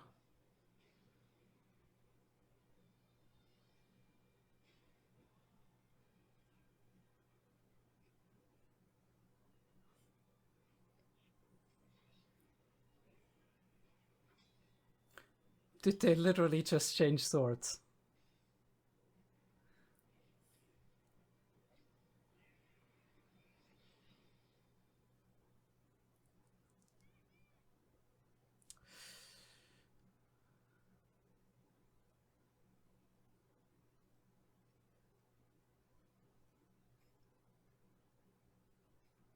Holy shit, he didn't sell it. Of course he didn't. I mean, he couldn't.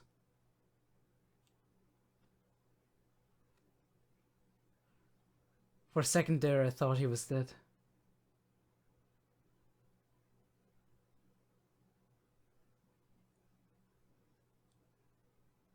No air.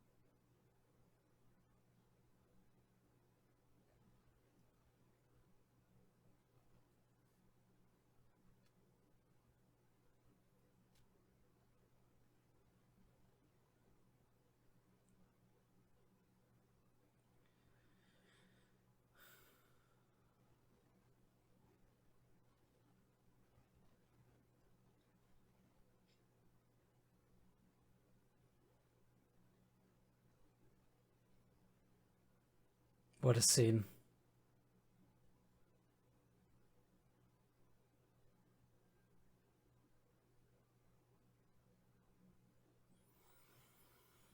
And we're back. The clouds have passed.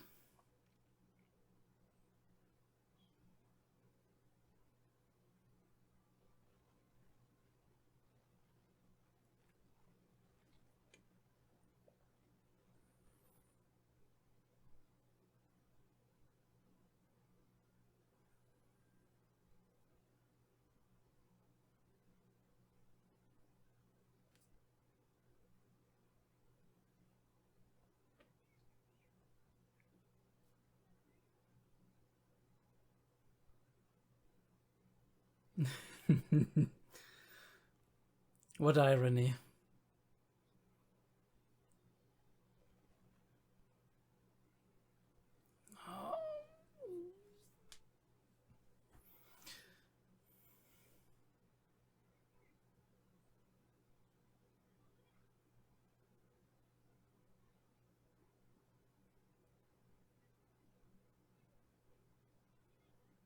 Where to?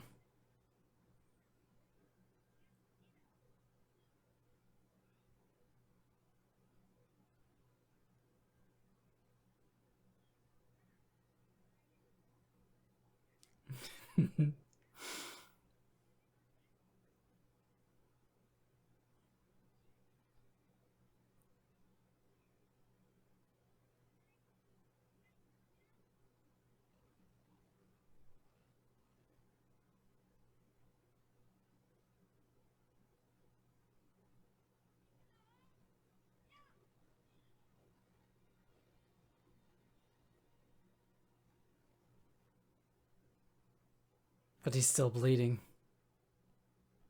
But we don't know how it ends. Finn. Holy shit. What a movie. I didn't expect that. I mean, a little bit, right? I know it was praised for like animation and whatnot, but you really never know until you watch it.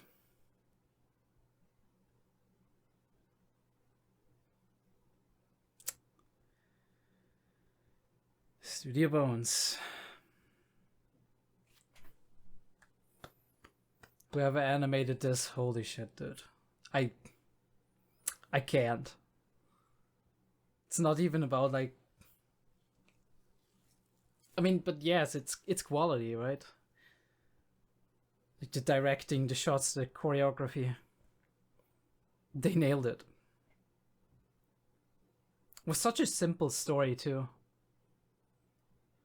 But that wasn't the important thing, right? What's important was the sentiment, right? The feelings that were in there. And the atmosphere.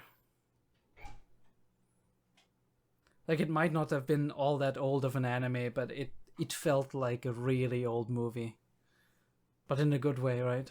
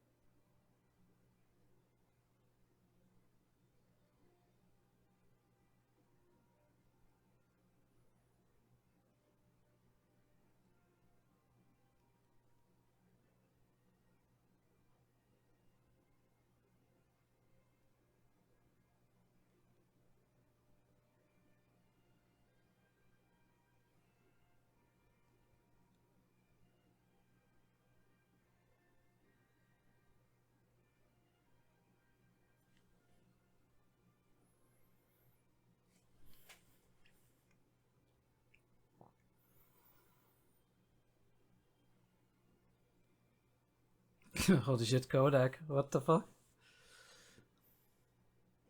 I expect that.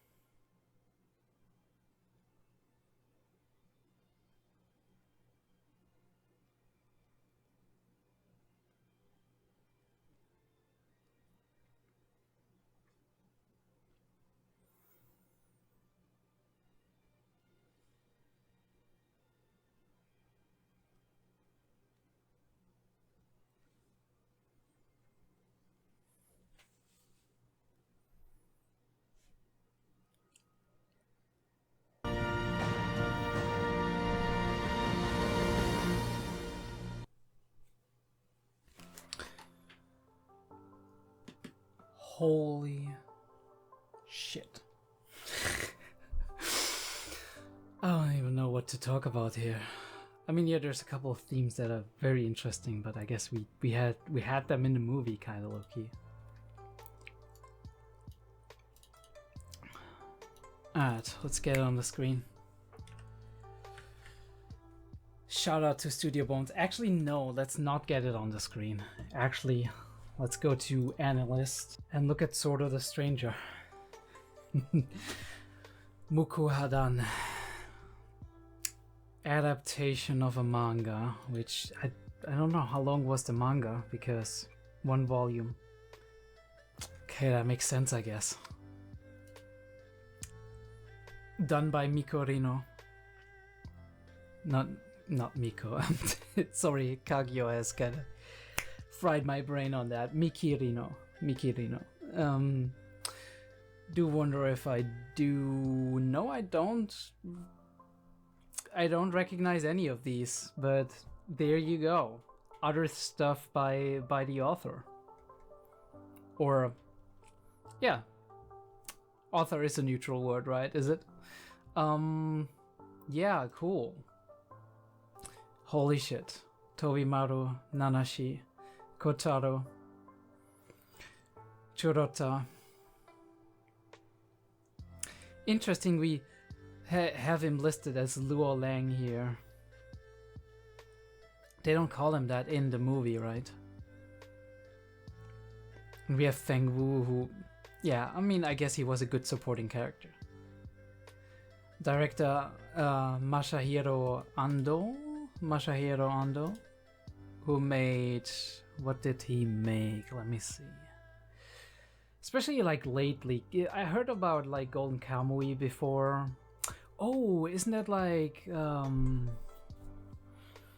when the whatever flower blooms, right? I had that on one of my lists. Oh, also this one, Shira Yukihime, which I think I watched back in the day. Haikyuu, very, very popular, obviously. What did he do on that? Yeah, episode direction. Storyboarding on this one. Storyboarding on one Haikyuu episode. Interesting. Wait, we have a Muko done pilot film? What pilot film? Maybe I need to check that out. Somebody, if you know, let me know in the comments down below. Full Metal Alchemist, but not Brotherhood, right? The original. Yeah. I think the original. It looks like Brotherhood. Oh, no, that should be Brotherhood. Why is it just called Full Metal Alchemist here? Yeah, that's the alternative. That's the original. Yeah, so it's on Brotherhood, actually. Storyboarding on Brotherhood.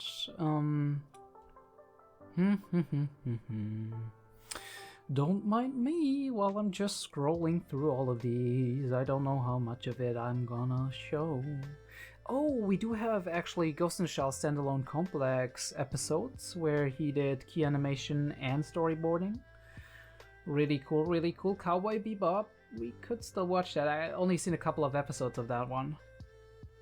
I know it's a crime, but you know, I don't know. Ghost in the Shell, the original. Key animation. Eva. Oh, holy shit. Okay, that's a history. Like, generally, at least. I mean, I can't see, like, any other shows or works of art where I'm like, oh yeah, I can definitely see that in terms of, like, transference, but definitely honing your skill a lot with all of these different shows that have partially, like, some of them have excellent storyboarding and direction. We have character design, title logo designer, okay. Ungaihara, cool. Shout out to him. And Tsunenori Saito, also male, is, oh yeah, I've seen that one before, like not seen it in the terms of like watched it, but seen it mentioned by people. We have some My Hero Academia stuff going on. Yeah, feel a lot like My Hero Academia. Shiro Yukihime again. Norigami, which I do recognize. Full Metal Alchemist Brotherhood again. Yeah, the original Full Metal Alchemist. Cowboy Bebop as well, right? Character design, okay. Eva, key animation tier, right? Not character design for all of those, right? We have assistant animation director, key animation. Wolf's Rain I heard of before, I haven't seen it. Yeah, cool, really cool. We have some voice actors. Tomoya Nagase. No other voice acting roles, really? He wasn't bad for that, right? Interesting. So he is from another like branch almost. Like, he's not actually a voice actor normally. Interesting. That we'll have that right here. Are the two main characters, Yuri Chinen. Also nothing else. So he's also kind of in the entertainment industry, right? Music. Koichi Yamadera, who did Ryu or Rulang. Togusa from Standalone Complex. Kimetsu no Yaiba role. Yeah, not a lot though. Right? Not a lot. At least not from, I mean, decent amount, like quantity, but nothing where I'm like, oh, this is like a prominent role I've seen before. Played in Lupin, Psyche K, which I haven't seen, but I heard a lot about. Okay, Stitch. Okay, fair enough. And Kaji in the Evangelion, one of the Evangelion movies. Okay, but yeah, not like a ton of what I would recognize here. A lot of like low profile voice actors in general. I mean, I'm saying low profile, but it just means like low profile on my book because I haven't seen all of these roles. They did a lot of roles, right? Aside from like two main characters who were apparently not actually professional voice actors, but rather in the entertainment industry, which is pretty cool if you think about it.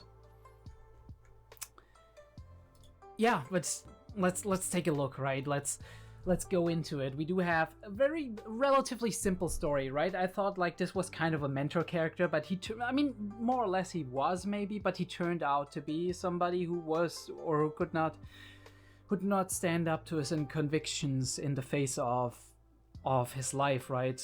Being threatened, his survival.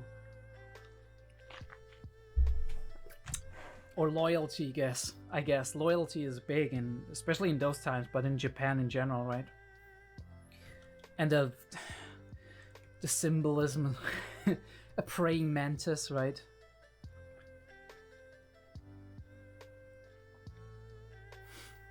I do love these shots because they're like so interesting. I mean, I can't nail all of that down, but they're so interesting if you look at it. It's just piques your curiosity. That too, right? The layers of like the canyon and whatnot, and you have the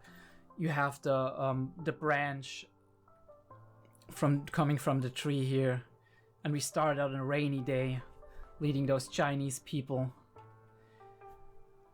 from like the Ming Dynasty, I guess,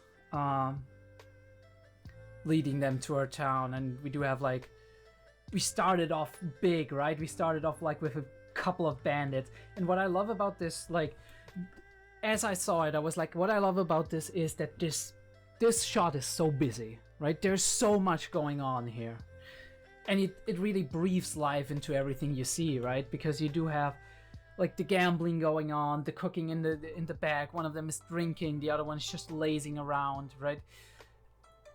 And then you start to get the picture moving, right?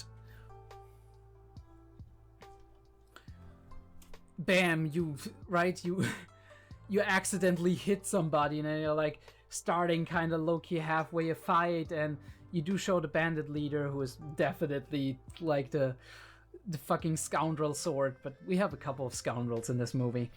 The reflection of the sword and him being interrupted, like looking over, and then we see the scene, right? Our scout coming in being like, there's prey. and they think they have found something. And oh, look at the makeshift bridge, the river, the hawk is crying. And then we get ambushed, and this starts so brutally. When we look at this, he turns around to say something, and bam, arrow through the throat. Second arrow coming like a couple of seconds later, as he's still kind of just struggling to stay alive in this second. Yeah. Holy shit, and we kick it off, right? Horse. And we start the attack, and the angle, right? As the camera follows the arrows. And we send out our guy, Rue, or Lou.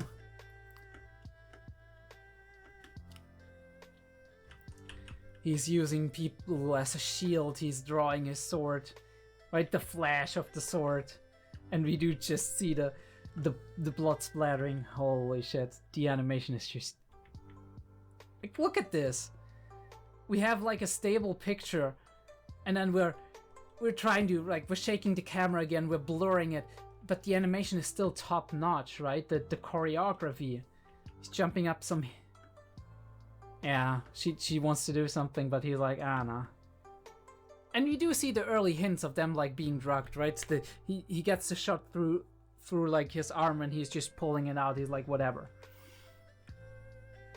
Bro is coming for them, and the sword on the back, the typical like what you see like the samurai stance. The rain dripping from his head. He turns around. The swishes. Bam. lost his arm. 3 people, 4 people. And we do it again, right? The camera shake, the blurriness. But these are really well framed. These are really well drawn too, right? You capture the movement of it. This arm looks way too small, but it works in like the motion that we see. Bam. This is what you see, like what you would see in like some kind of low-key old Japanese samurai movie or something. The sword coming into frame. This reminds me like what Steven Spielberg used to do a lot, like having interesting angle shot frames and then something happening in the forefront for the audience to notice, but not for the person in the center of the story to, or in the center of like the shot to actually notice. And this is how we started out. And then we started out different, right? Because we started out 3 times. We started out with the boy, then we started out with a very short view at 𝐽𝐢𝐏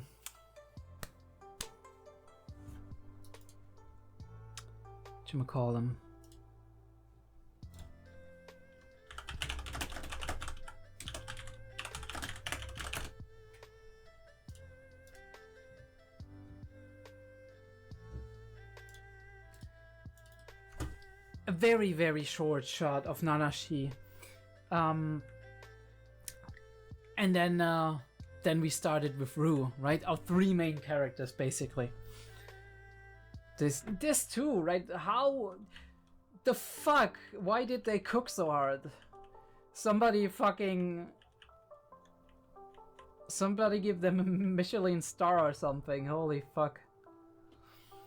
The atmosphere is just captured perfectly. We do get to know like the boy and Kotaro and Tobimaru, and then we get to know Nanashi, but not by name. Like we spend a majority of the entire show, or of the entire movie, not knowing this guy's name. But we see the sword in the beginning, like the red hilt. Interesting, maybe representing his red hair, right? The foreshadowing in a way. After the Ming Dynasty from 1368 to 1644. That is a long fucking time, Jana. Holy fuck.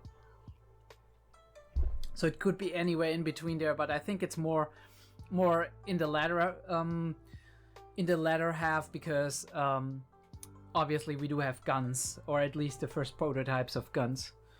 I mean, guns were a thing early on, but they didn't come to Japan for a while, I think.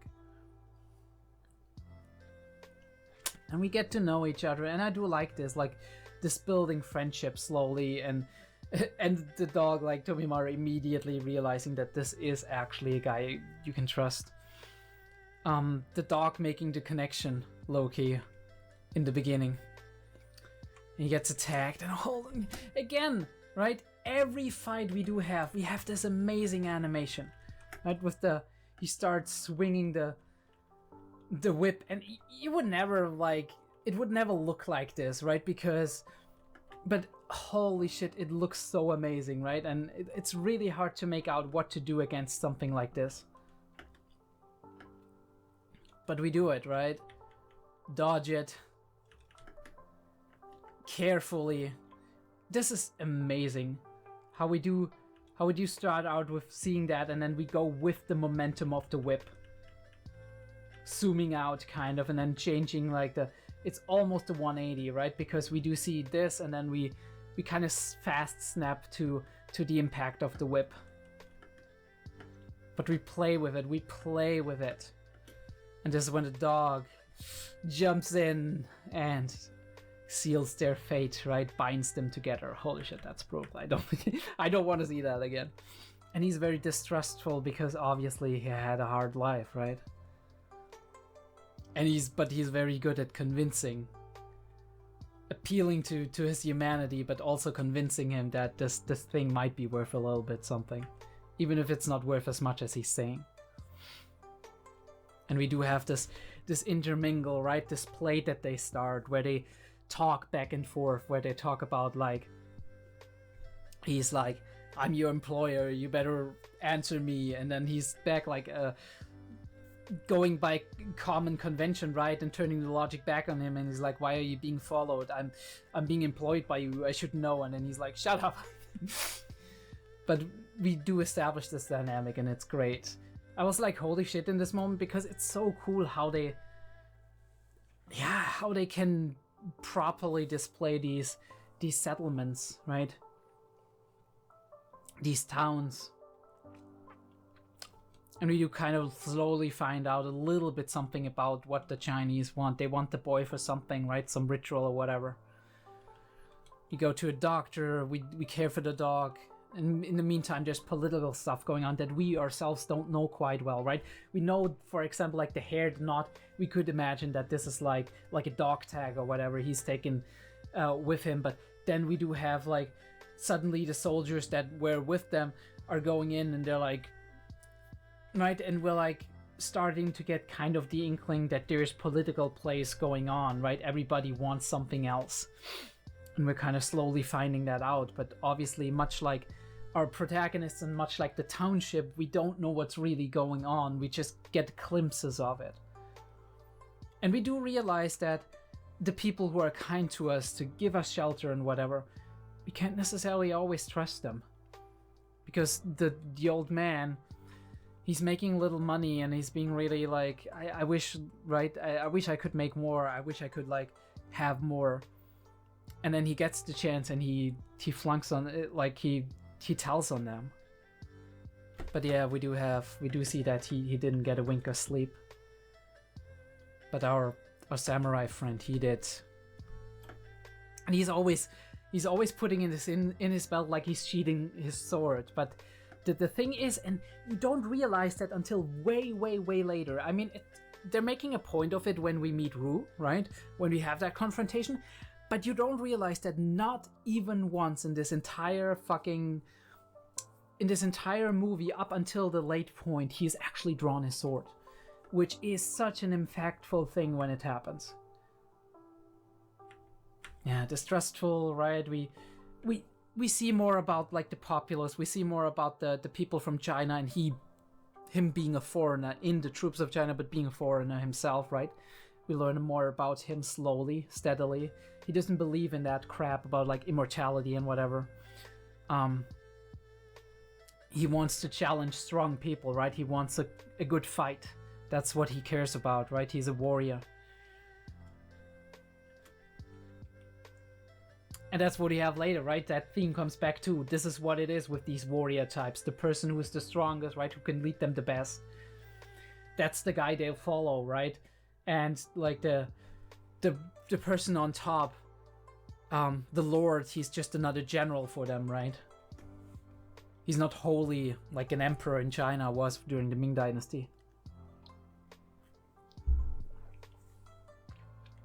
And we do have that fated meeting, right? At the outskirts of town, close to a bridge. We just walk past one another. And he notices him. He notices the sword. Maybe even he notices how it's... Which I didn't notice in the beginning. Didn't notice until late that it's bound together and he's not drawing it. And he's just waiting and then throwing the knife. I do love that they follow through with that. They don't make it an actual like just straight going knife. They make it an actual rotating one, which is super amazing in my opinion. Because that's not how most people, if they throw like this, they don't like it's gonna rotate until it's like unless it's like differently like weighted. The glint of the sword. I mean, obviously he notices, but he only wants to defend himself, and I do love this visual metaphor. First of all, like, shout out to Beyblade. Second of all, oh, look at the wideness of this shot, right? Land on the one hand with like the little village huts, and then we have the singular little bridge and the body of water making its way through there. Like an open sky in the middle and the two mountains to kind of mirror one another in the background. We do have that little tree in the front. It creates such a wide shot, kind of. It's like almost fisheye. It's not really fisheye, but you know what I mean. And we're having the standoff. The clouds are darkening, right? You almost feel like a tumbleweed's gonna roll, or like the leaves are gonna blow, like in a samurai movie. But he ain't wants to fight, right? And this is what I meant. This is what I meant, right? The moment the fish bites, it starts, right? He's running. He's gunning it. He's going for him. Interestingly enough, we move on twos, but I think we move on twos, right? We move on twos, but we're moving not continuously, right? Like, whenever Ru is moving, Nanashi is not. Whenever Nanashi is moving, Ru is not. We do see that they're in different rhythms, but they're trying to, like, he's trying to avoid him. He's doing all kinds of acrobatics here, which is really cool. And he's always, right, he's always closing the distance while Nanashi is trying to gain the distance. That little thing. Him just being involved in his own thing, right? Fishing and whatever. But the line being pulled, that's when the fight starts. And here we have a lot of things going, right? He gets hit here, but other than... And the glint in the eyes in that moment. But here we do have blocking, redirecting. He is not pulling his sword. And then we're here. Is your sword just a decoration? And then he gets called off and he's like, okay. The fish escapes. Right? Also metaphor. Ripples in the water, also metaphor. And he realizes that Nanashi is not saying everything that, like, I met somebody and he attacked me. No. He was just like, you know what? It took me longer. No reason to kind of just worry him. Yeah. And there, the plot is thickening, right? We have the politics going on. Again, very, very short excerpts where we get to know a little bit more about the plot, and then we go back to our emotional story, right? To our emotional center, which is our two main protagonists. And he is having flashbacks from the war, and we find out later why, right? He fought for he fought for a general, right? And the general probably ordered him to kill the current lord, right? Maybe the older lord fell in battle, and then the young lord who could have taken over, right? He was ordered to kill him, and he killed him. And then the new one took over. And maybe this was the downfall of his province, right? I don't know, we never know, right? But we do feel like we do get to know the emotional beats of the story in that regard. Again, the focus on that, and how could I not see it? But it's fine, sometimes you miss stuff. I think it's important that I realized in the end. And we're talking about riding a horse and how good it feels, and he's starting to teach him how to ride a horse. We do have that torture thing, and like just kind of realizing that the Chinese people, they're taking drugs in order to quench their pain. And he's doing the thing with the nuts, right? To dye his hair in order to not draw too much attention to himself. And that nice little detail that they're like, what are they like riding? Because in that time back in the day, most of the people in like the general populace, they didn't know how to read or how to ride. We have that little confrontation, which is foreshadowing for later, right? Between like I think he's the general or something, like, or right below the general, right? Who has been teaching people, and he challenges Rue, and Rue goes in and kicks his ass. We have foreshadowing for later where we're like, can you really beat him? He's like, no, this is my specialty. And we're like, oh, maybe it's gonna be harder, but in the end, obviously he beats him. They already leave. They kind of smelled that there was something fishy going on. And he can't read and write either, right? And he has like one thing about ambitions where he's like, I'm gonna raise my status to match my dreams, because the dreams should always just be as high as your status. So if your dreams are higher than your status, you gotta raise your status, which is an interesting approach. But yeah, here we find out the details, right? We find out about his red hair and him being a foreigner and how he dyes his hair in order to not cause conflict. Also, holy shit, gorgeously drawn hair. Like that color is beautiful too. But yeah, I mean, that's the experience, right? You're a foreigner, you look different, you look weird. Especially in those times, but even today. Back in those times, it was a bad omen, right? You were a demon or something, right? Or some like accident, freak of nature, and today it's more like you don't fit in, right? Because you stand out. Which is still a thing, I think, in Japan, to a degree. Not everywhere, but to a degree.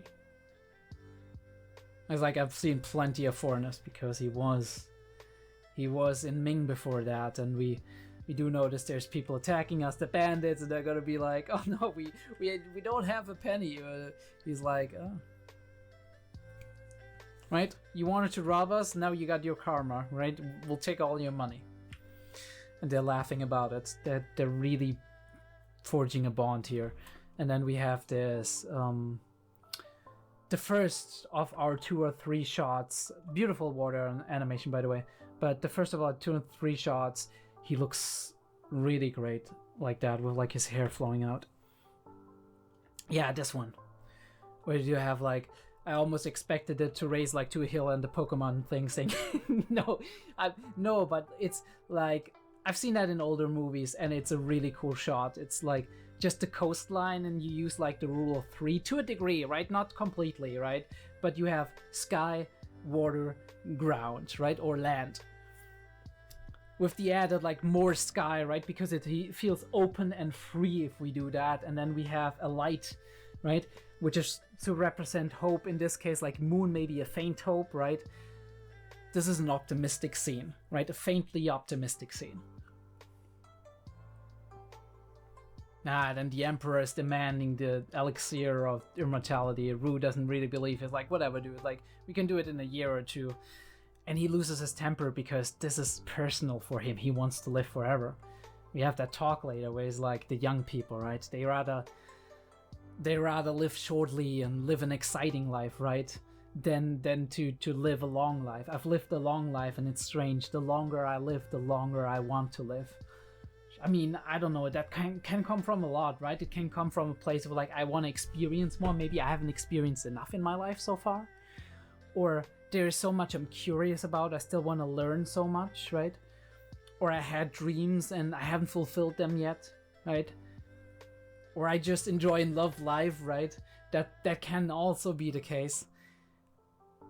But yeah, I think some people have had that experience. Like the longer, like the older they got, and the more they were like, damn, I want to live more and more. The bamboo. We do have that 2-layer thing where we have them being in the foreground, characters we met before, and the other characters or character we met before right down the hill. Just as like a transitional thing, and the foreshadowing of the snow, like look at the clouds, right? You can see like the mountains clearly, despite the clouds being so dark. That means it's gonna snow soon, because that's how the sky looks. And we find out the immortality thing, right? Our province leaders find that out, and they're plotting their own thing. You have like the admiration of this young man towards 𝐸𝐸, who is such a skillful warrior. And we do have these two talking a little bit about ambitions and dreams, and him just shortly picking up about our young guy here being into the princess. But them actually being somewhat friends, right? And making a pact and being like, okay, we're gonna take over, having ambition there.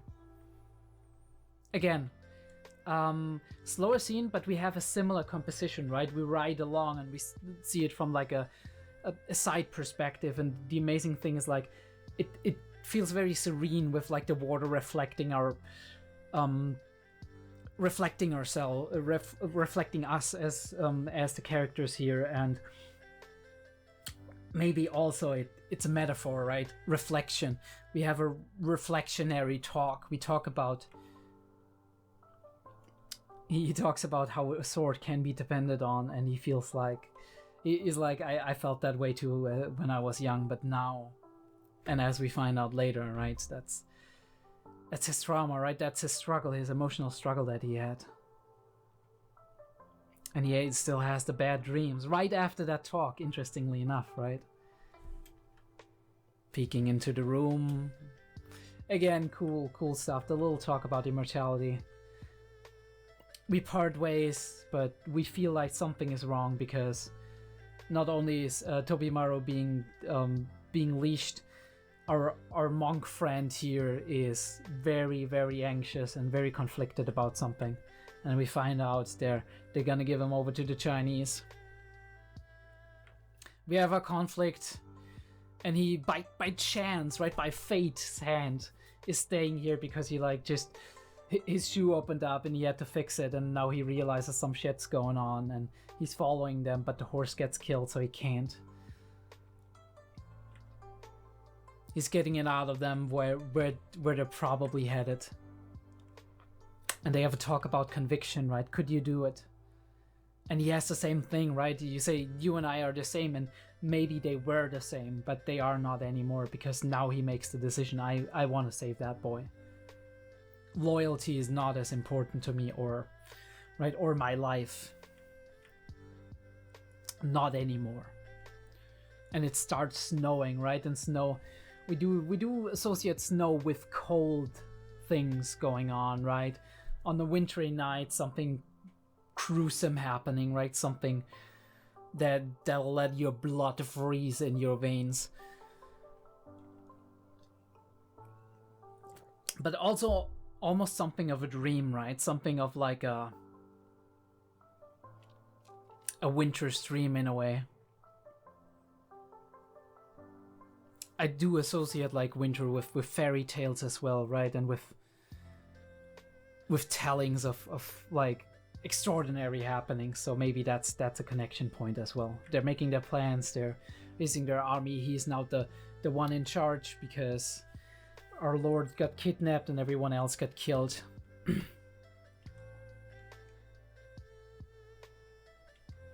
Bro's lying about having killed Nanashi.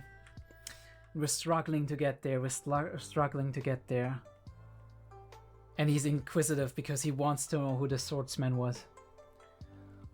And all of it is coming together here, right? The tension builds and it builds and it builds. really cool here that he immediately decides, no, this is not worth it. This is gonna just let all of us die. So we're gonna kill the Lord. Fuck the Lord, right?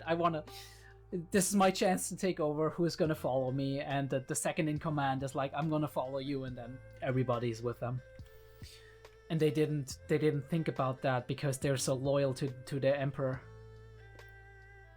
I do wonder if some of them, like, I mean, no, all of them died, but like if some of them would have survived and gone back to China, maybe they would have brought that mentality with them, being like, this is not the only way to think, right? Loyalty is not everything, at least not to everyone. And obviously there's a lot of belief and cultural things that go into this, so they would reject such a worldview to begin with, but certainly sowing a seed if that would be the case, but I don't think any of them survived. And we're seeing it happening right here. And this, again, it reminds me so much of Sekiro, when if you played the game, you know, right? If you know, you know. And we're having open conflict. A lot of cool stuff happening, right? Moving pieces, armies going in. We're firing our arrows. We're going across rooftops. We're setting things aflame. Holy shit, dude. Swooshes down, bam! Head gone. The fluid movement is amazing. And the flips, holy shit, for free? For free?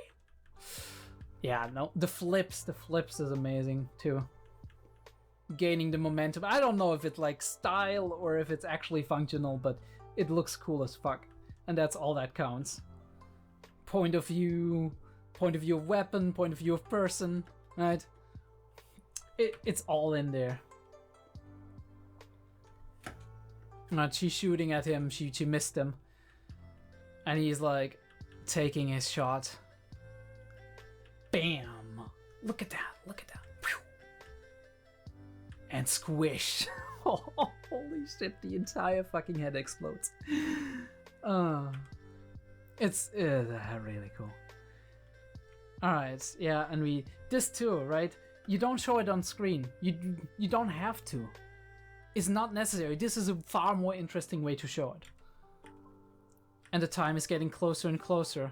And Nanashi is actually making his way through the trees, as we see, like with the branches out of focus in our way, right in the front of our camera.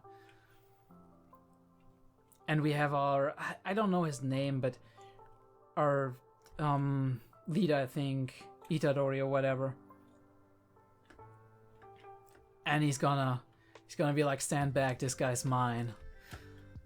And like, it won't happen like last time. The spear is my weapon, right? And we think, right, we believe him because he's confident, right? We're like a little bit on the like doubter side, but we're like, yeah, maybe he can really do something here.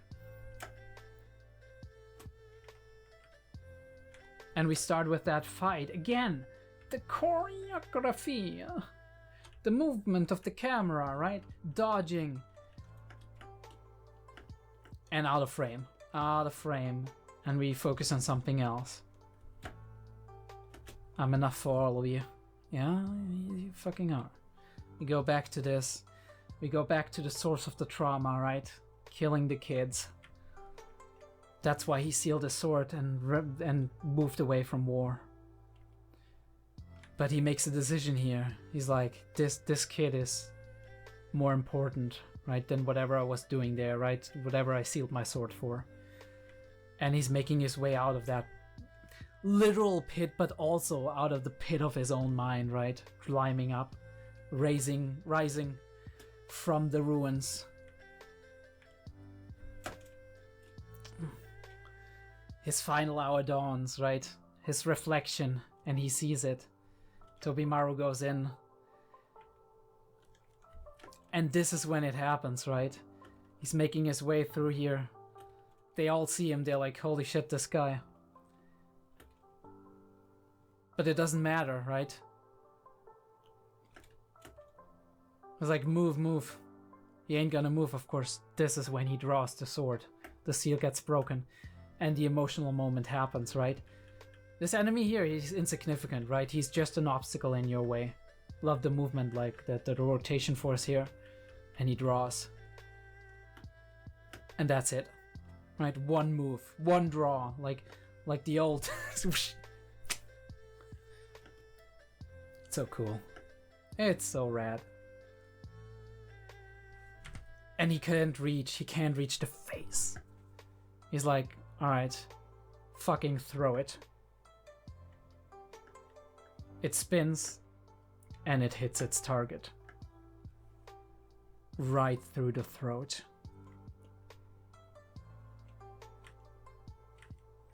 Again, these fights, I would love to go through every one of those, like all the animators.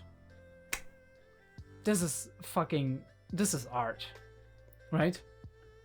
Especially just they had to do so much research probably, like how the movements are, right? Not everything might be one-to-one accurate, but it looks authentic, it feels authentic. The fights have weight to them. Obviously we have the overconfidence here, he knows it's over already. But even without it, like our like Chinese leader here makes sure, and I don't think rule like that, right? Look at that. Look at that face he's making. He's like, fuck you, dude. And even if I would have beaten him. We free ourselves. We go down, and this is when he gets confronted by all of them, but he beats them all. He beats them all in this choreography. And again, hands, disarmed, right? Flip around, throw him off. He attaches himself, but she falls through, right? The bamboo saves him, he bounces off, right? Rolls. Even the low poly stuff looks amazing, right? Low poly, I'm saying like the wide shots. And he's not struggling yet. He's just overwhelmed by like the amount of people, but he's got his sword soon. Right. And all he needs is a second. Arm off, dead. But he gets the blood in his eyes. We go down, we do our thing. Asshole here wants to shoot him, he's like, let's fuck him up, and he's like, eh, no you ain't. I'm getting my fight. Bam. Bro didn't even realize what happened. He's like, no, you want the power of immortality yourself. Bro's like, shut up, dude, I don't. You don't get me. Holy shit, how he wants to defend him, this is so amazing. But we have our showdown, right? Eyes are cleared. He looks in his eyes, he's like, we've met before. Like, here, take the painkillers. He's like, what's the point? And this is what he loves that, right? Because he's like, the pain makes me feel more alive. This is what he wants. And we do have like the shot, right? An iconic shot again, like sword. Ruin half, right? Symbolically. Sword drawn. Not in focus, he is in focus. The enemy is in focus, or the opponent is in focus here. And we take the steps slowly, the build up, right? The right grip. The attention to detail here, the eyes moving. Bam! Impact frame, sparks flying, camera shake, throwing it back, right? I don't know how you can make sword fighting look better in animation, right? I don't know. The senseless, useless style twirl, but right? And he's, I mean, I guess you could say it's kind of deception, right? He's trying to like just rotate them so you don't know when he's actually gonna go in for the push, right? That we see here then, or for the swing. But yeah, holy shit. So much going on here. Right? Holding him here with like the blade almost cutting him. A kick in between, the snow flying in the camera. shifting the momentum again. I could watch this for hours, holy shit. Just the sheer artistry of it. It's fucking amazing. And the rotating shot. There's little to... I mean, I might be wrong, but there's little to no CGI going around here. This is all hand-drawn. Sliding along the fucking sword. And you have that point where they both like... He's got hit on the foot and he's got hit in the cheek. And that fucking dirty grin. Wind blowing.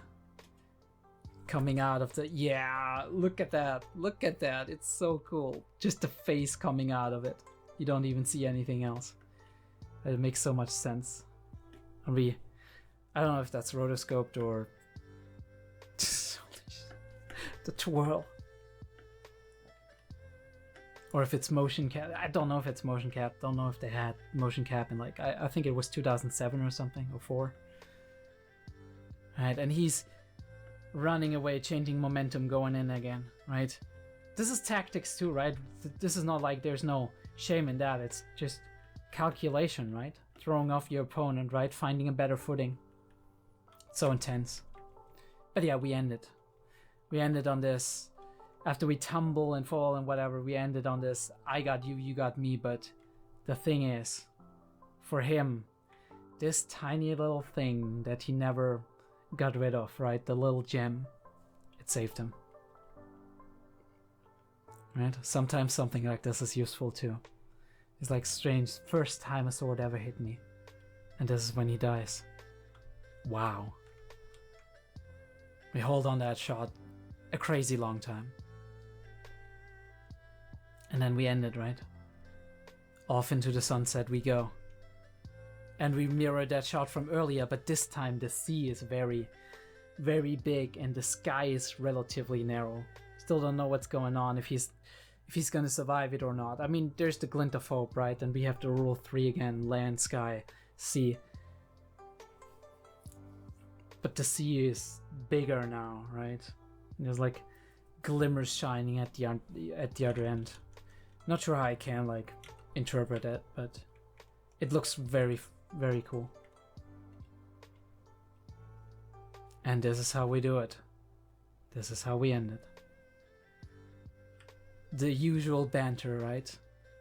Some employer you are, and you're really full of villainous ideas. Completely different meaning earlier on when he was like just being suspicious of potential like villainous plot against him. And here's like, let's make some trouble. Holy shit, dude. Okay. This has been sort of The Stranger. We focused heavily on animation, but I think that's fair enough. This is like a spectacle. And it focuses a lot more on the feeling that you have, like the background feeling. Right? Atmosphere. Finding somebody like who's maybe low-key to some degree a kindred spirit, right? With Ro and Nanashi. Getting over what, right? Getting your redemption in a way. Nanashi getting his redemption for what he did.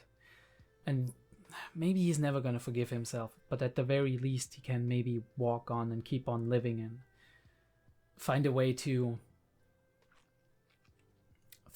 cope, right? And now they have each other. They can do anything, like Kotaro said at the end. Or not each other, right? They're the 3 musketeers now. The dog is part of it too, right? Trusted companion. Yeah, I mean, there's a lot of ideas in there, right? Honor, pride, loyalty, morality. Impressive movie. If you did enjoy this, leave a like and subscribe.